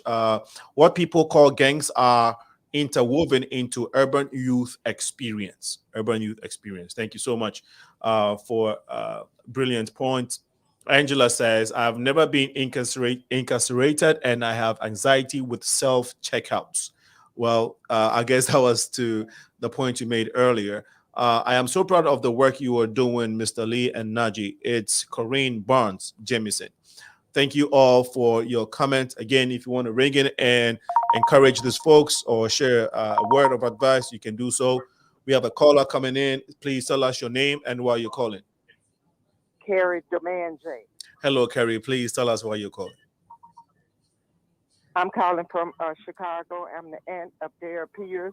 Yes. And I'd just like to say I'm really enjoying the show. And I'm from Chicago, and I'm the aunt of their peers. Yes. And I'd just like to say that I'm really enjoying the show, and it's very informative. And I'm really proud of all you guys, Benny, and UBILES, and my nephew and my son, their peers. Keep up the good work, and I love you all. Thank you so much. We really appreciate the support. There's nothing beautiful than Black men doing stuff, and we have a beautiful Black queen supporting us. There's a lot of power in that. But no, ma'am, thank you so much for ringing in and for supporting us. We really appreciate you. Okay, I think she can hear me, but that was Dominique that called. The show continues. I'm sorry you can hear me. I think we lost our line. This is the Progressive Mind Show. We are talking to Naji, DARYL, and Benny on the topic, the story of a former gang leader. I'm sure if you had been listening earlier, Benny had tried to give us some of his story and why and what they are doing now. We're going to go deeper into some of the things that they have been doing. I think we are only at 20 minutes to end of the show. The story has been so intriguing. The information has been so powerful, and so please bear with us that we haven't gotten into a lot more of their work. But we know that this is not the last. We're definitely going to get this crew sometime on the show to elaborate more about the community work and what you're doing with your lives. But Naji, Naji, yes, Naji, you said you were an intake officer. If you can elaborate on the position that you hold. Oh, you talking about with Nafi? Yeah, I'm a reentry coach. Reentry coach. What exactly? Yeah, what exactly does a reentry coach do? A reentry coach is someone not just does, but someone who has lived a stable life, who are stable in their job, in their life. I didn't have problem with any drug use, but far as like the streets, living a stable life free from all of that. And the reentry coach brings someone who comes to them and help them throughout their time of returning home. Okay. Just like I said about the self-checkout. And the comment that was made, she feel anxiety too. I understand. But the difference is, if it go off wrong, anything come off wrong, anything, when they run your name and you have never been incarcerated, they're just gonna let you off. But the person who have been incarcerated, they run his name or her name, you're gonna see 5, 6 officers show up. So that's the difference of the anxiety that comes. I feel the police is gonna come and lock me up. But we try to help those who have re-entered back into society, the formerly incarcerated, to live and guide a life, if through jobs, because it's not just, you can help them get the IDs, jobs, and not only that, NAFI and other small 501c, they need funding. When you disinvest from the community and don't invest in those very people who are the frontline people, the frontline contacts, then you can't, like all those people that came, 300 people came home in September last year in Austin, and they didn't have too much resources for them because we don't get the funding. But the reentry coach bring the individual closer to not just jobs or getting their license. Because I let someone use my car to get his driver's license. He never even had one before. It empowered him. We try to empower people to let them know that they can do it. They can do it themselves with help. But once they see the blueprint through us, they know that you can actually do it. So we just be a guide. You just being a guide. How supportive has your family been to you in this work line of yours? I know it's a very difficult one. I think my family is very supportive. It's just that sometimes when you have, they want to see you more. Like my wife, when I do certain things, I have to go and help the individual on a job interview or help them get some clothes or a mock interview or just life. Hey, I'm stuck over here. I don't know what bus to use. I'm lost. Those type of things. So my family is supportive, but they kind of want me to be away from certain things because they just concerned about the police. That brings, because when you out there trying to do certain things and you are formerly incarcerated, I remember the first time I got pulled over when I was out, and from the Know Your Rights trainings that NAFI also provide, it helped me to be empowered to tell people or talk to the police. Well, formerly I would just run because either they, my experience, either they beat you down or it get worse. So we try to help people like that, and my family just kind of don't want me to be around it. But this is my life. I can't run from it. So why not run from it? Why run from it when I can just go forward with it? Yes, I am formerly incarcerated. However, this is what I'm doing. This is how I'm doing it. I'm helping my community, same young people that they turn their backs on. Are you a religious person? I'm Muslim, but I'm more so in spiritual. Okay. I ask because does that play any role in what you're doing? And I guess it links to what I want to find out is what makes you want to keep doing this. I mean, you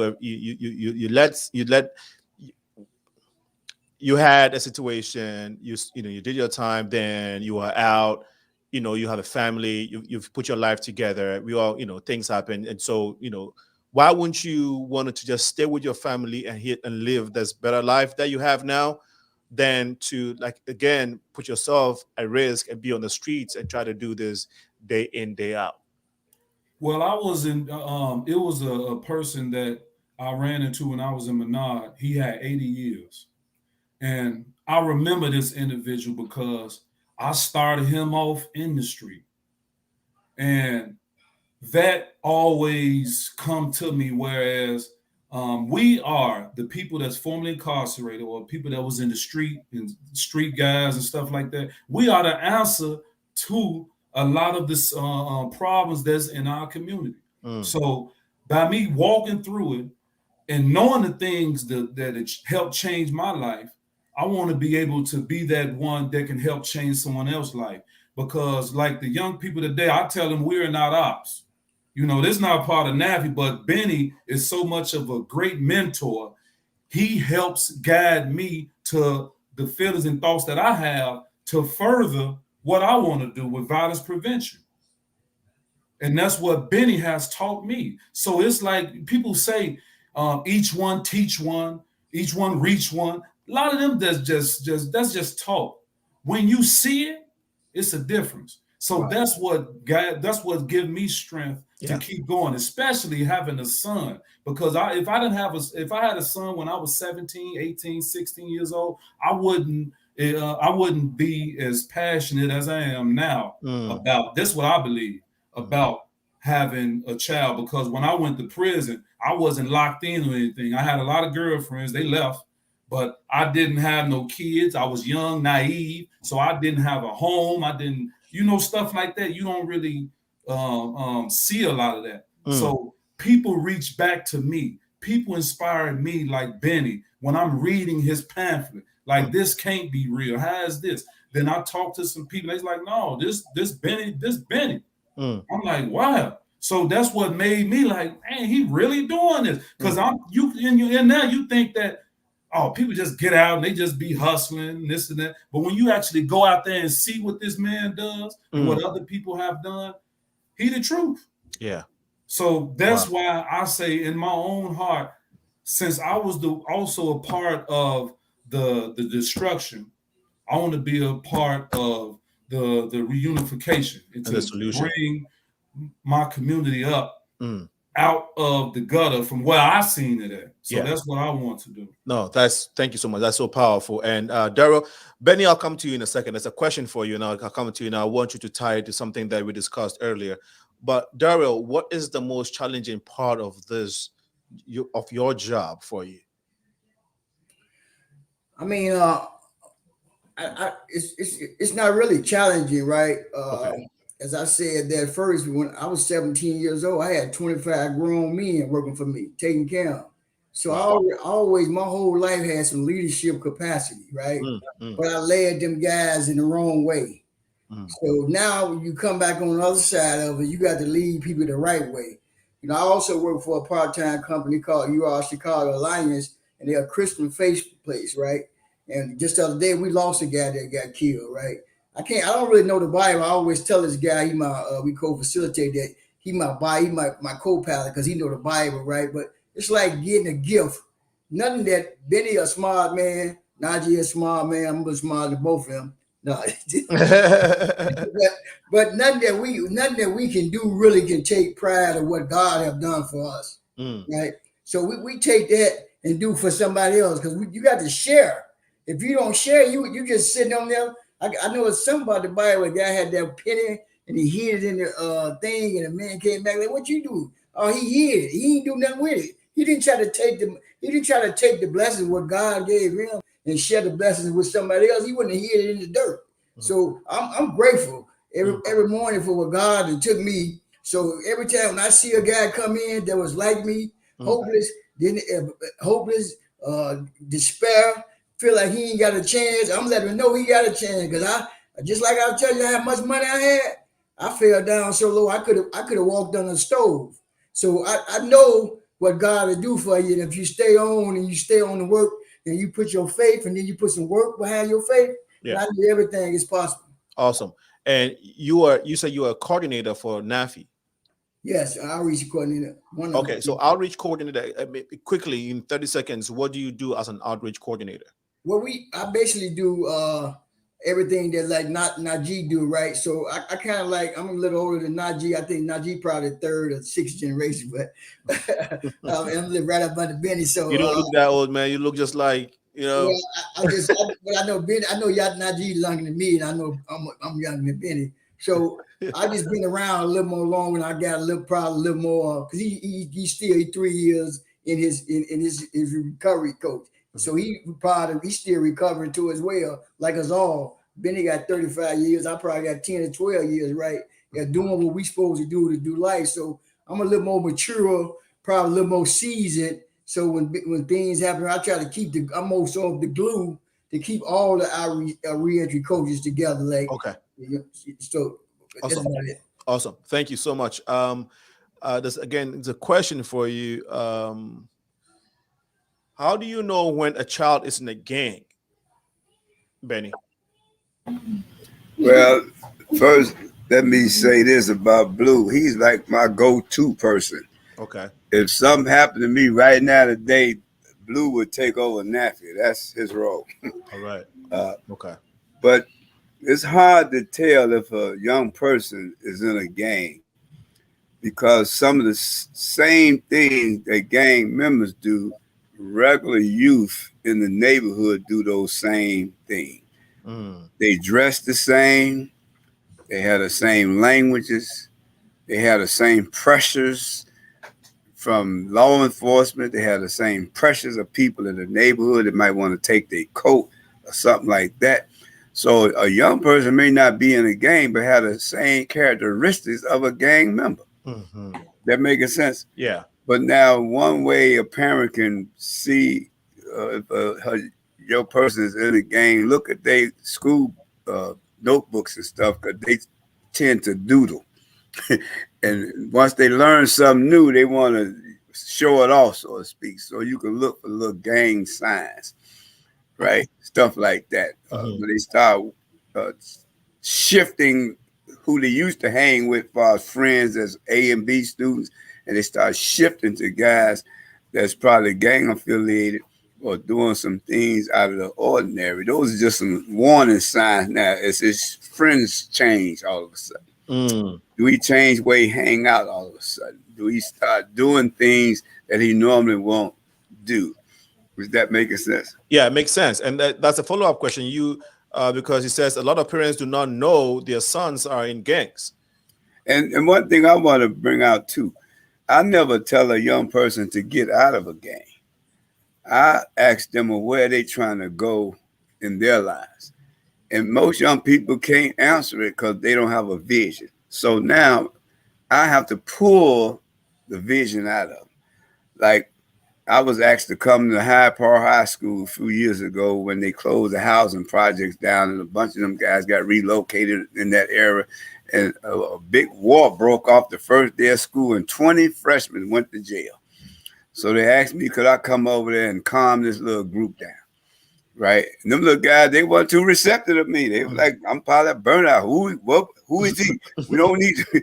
I try to speak to every guy came in our church, and nobody want to speak back. You know, they hurt my little feelings, right?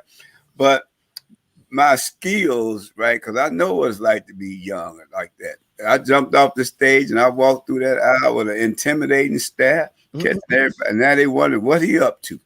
That's to get their attention. I ain't saying that, but that's just my movement got their attention.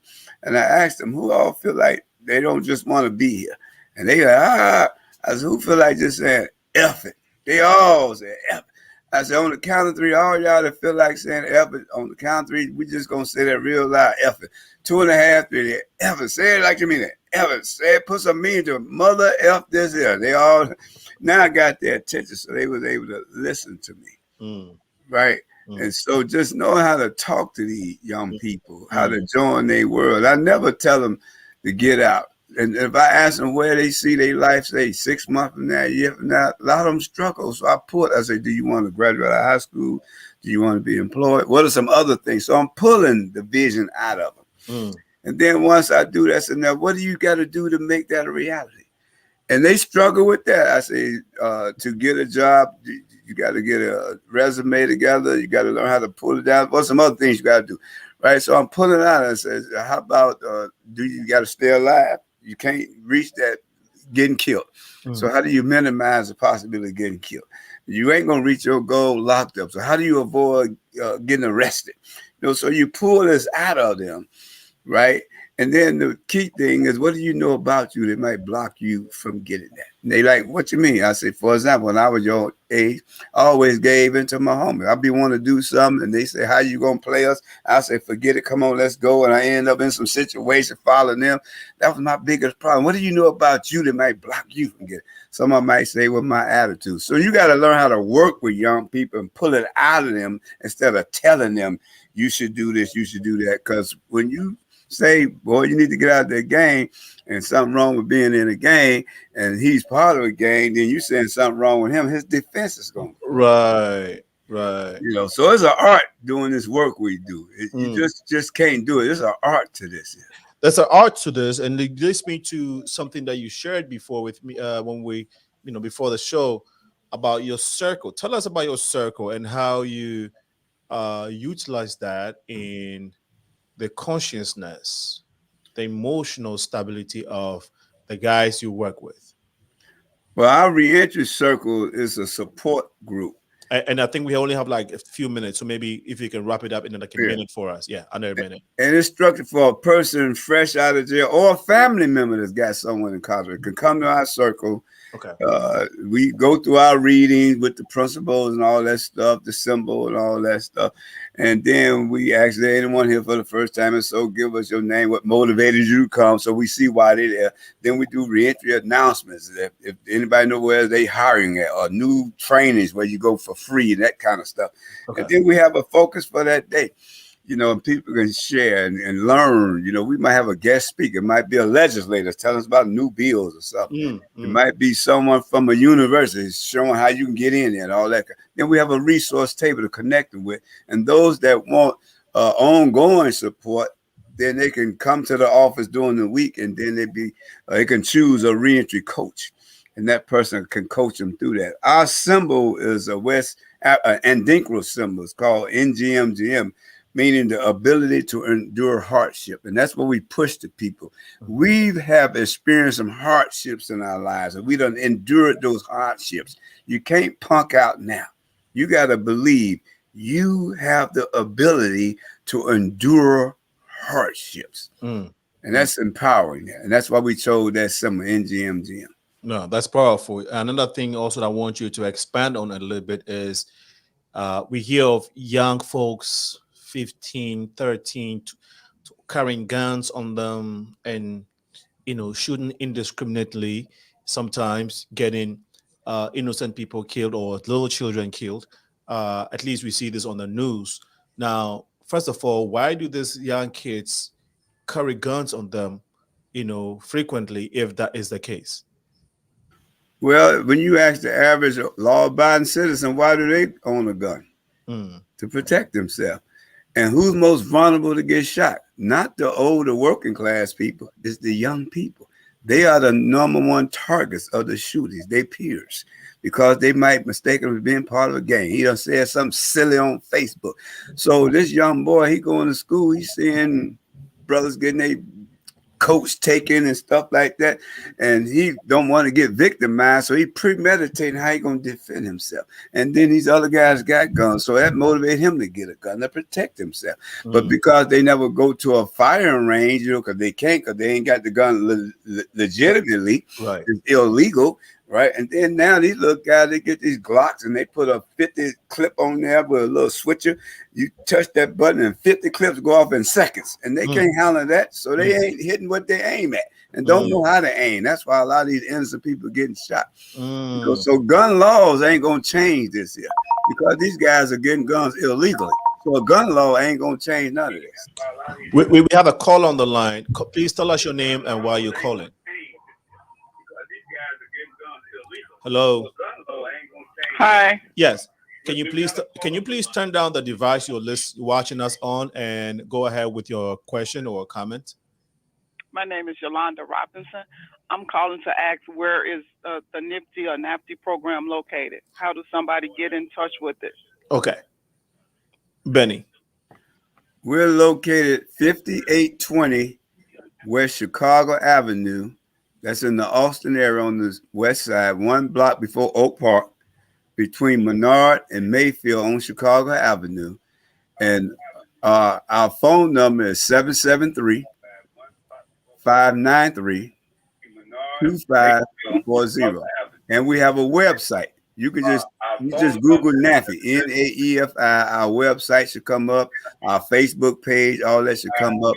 And that's a way a lot of people have been getting in touch with us through our website and our Facebook page. And all our information is on there. Facebook page, all that should come up.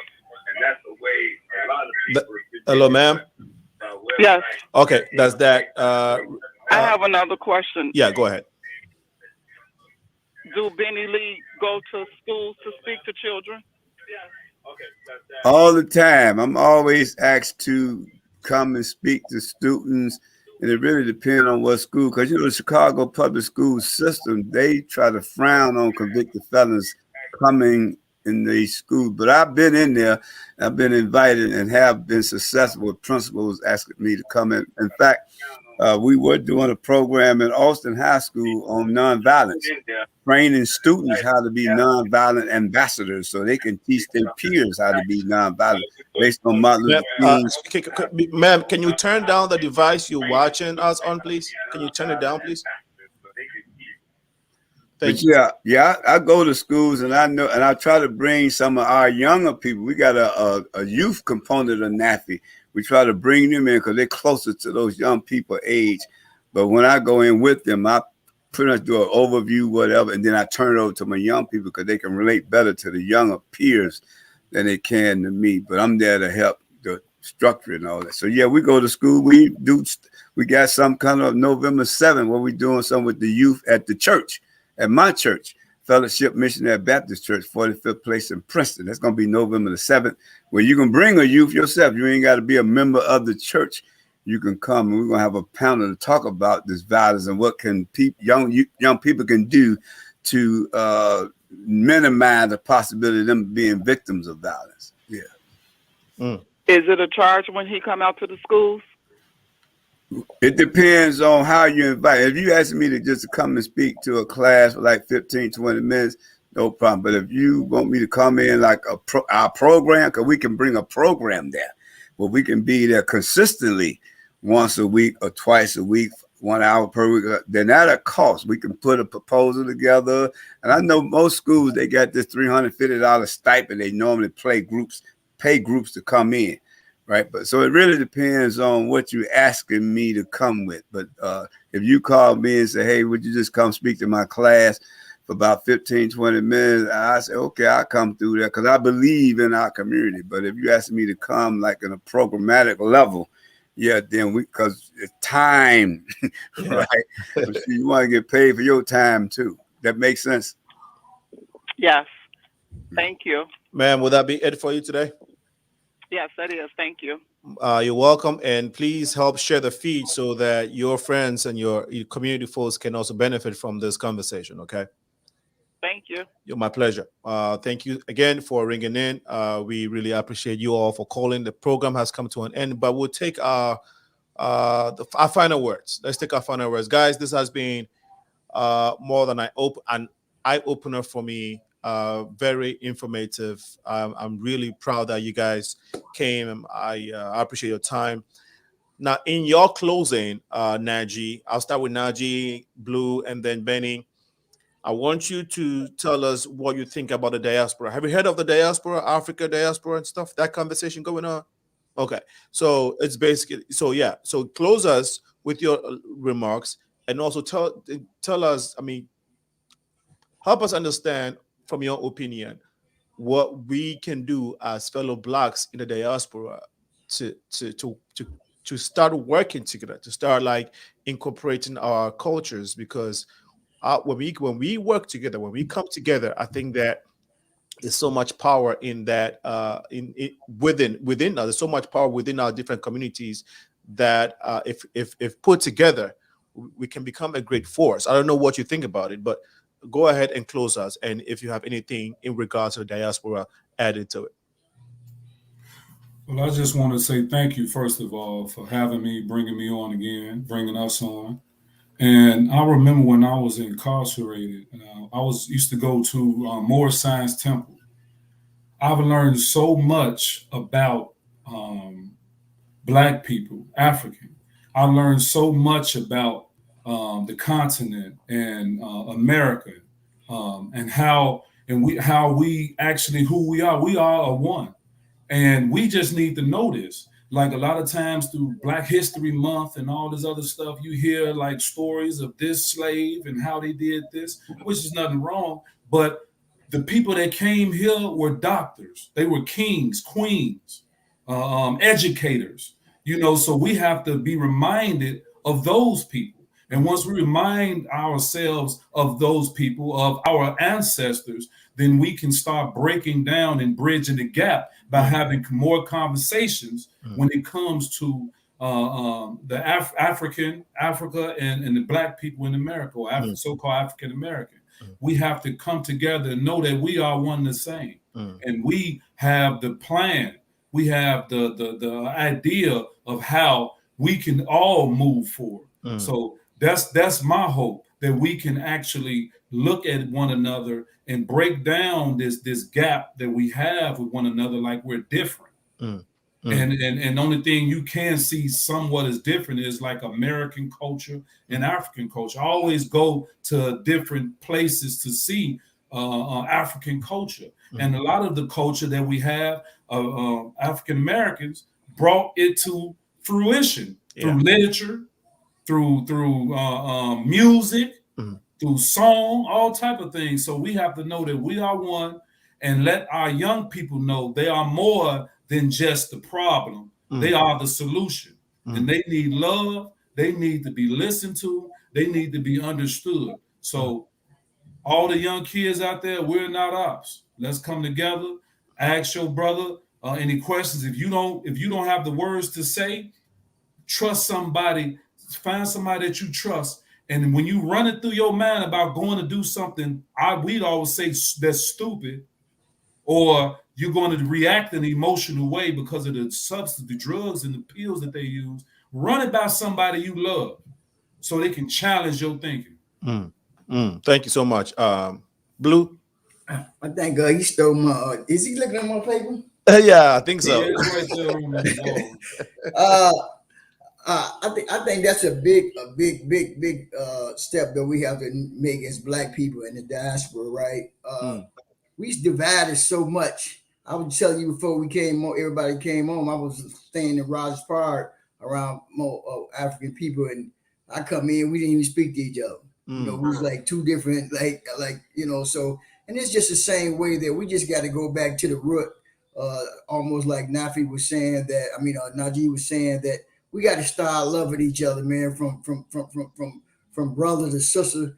We've been divided so much.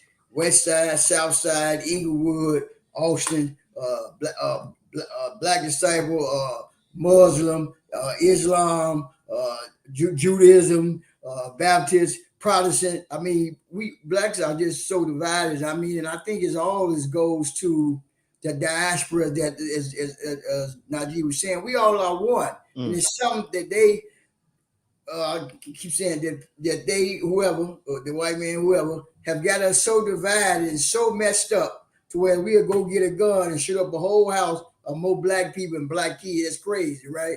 So we just have to just come together. We need to just throw away the blueprint, start over, and just start having these meetings together with the diaspora people and having guys with you, with everybody, and just come together that we just one. We're not different. Well, I used to get to jail, and the first thing they be fighting, South Side and West. I said, man, don't y'all start that, man. It's players out South like it's players out West. It's Margs out West like it's Margs out West. The same to go both ways, but we just keep on dividing ourselves. So we don't have no love for one another. So we start to love each other on all aspects, because we all are one. We all came from the same West Africa.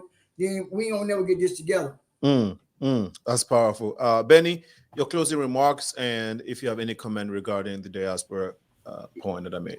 Well, one, I recommend people read Anti-Diop, Cradle of Civilization, and then to read Dr. Jacob Carruthers' Psychological, Intellectual Warfare. And there's a war going on to control how people think.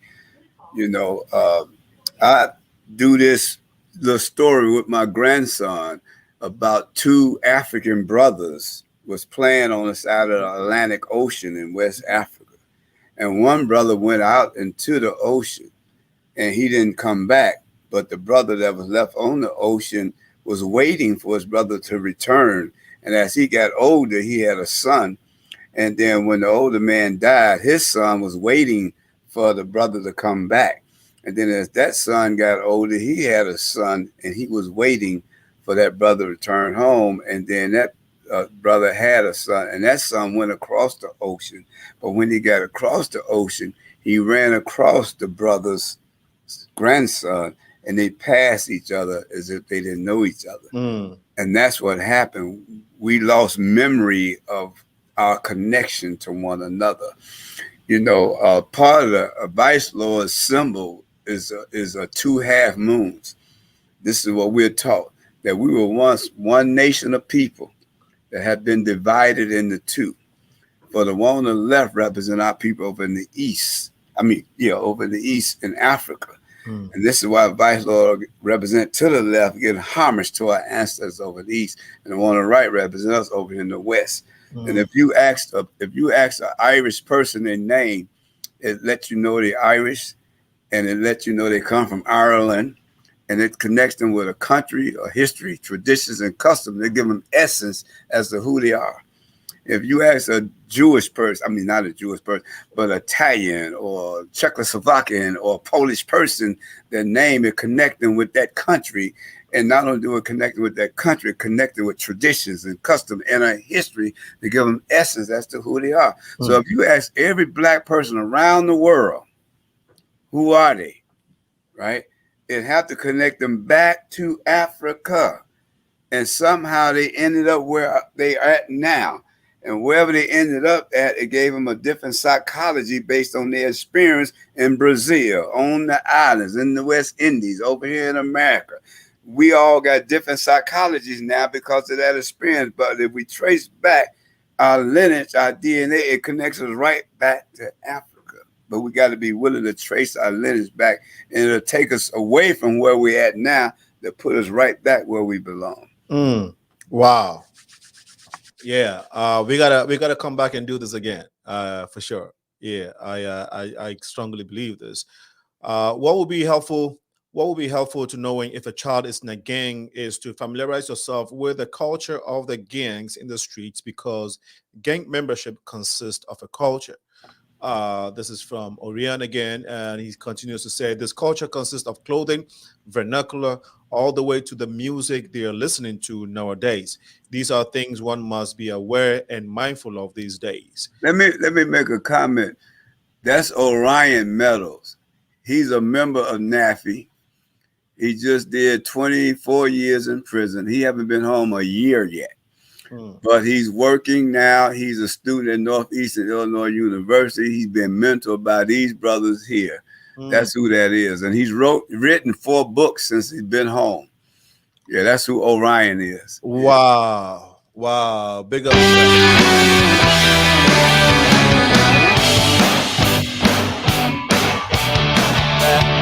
That's so much power. That's so much power. Love that. Love that. Love that. Love that. Wow.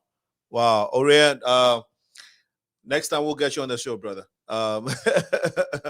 You are such an inspiration. Power analogy from Robert Cook. I think that was powerful. I think that was to one of you guys when you were giving your closing remarks.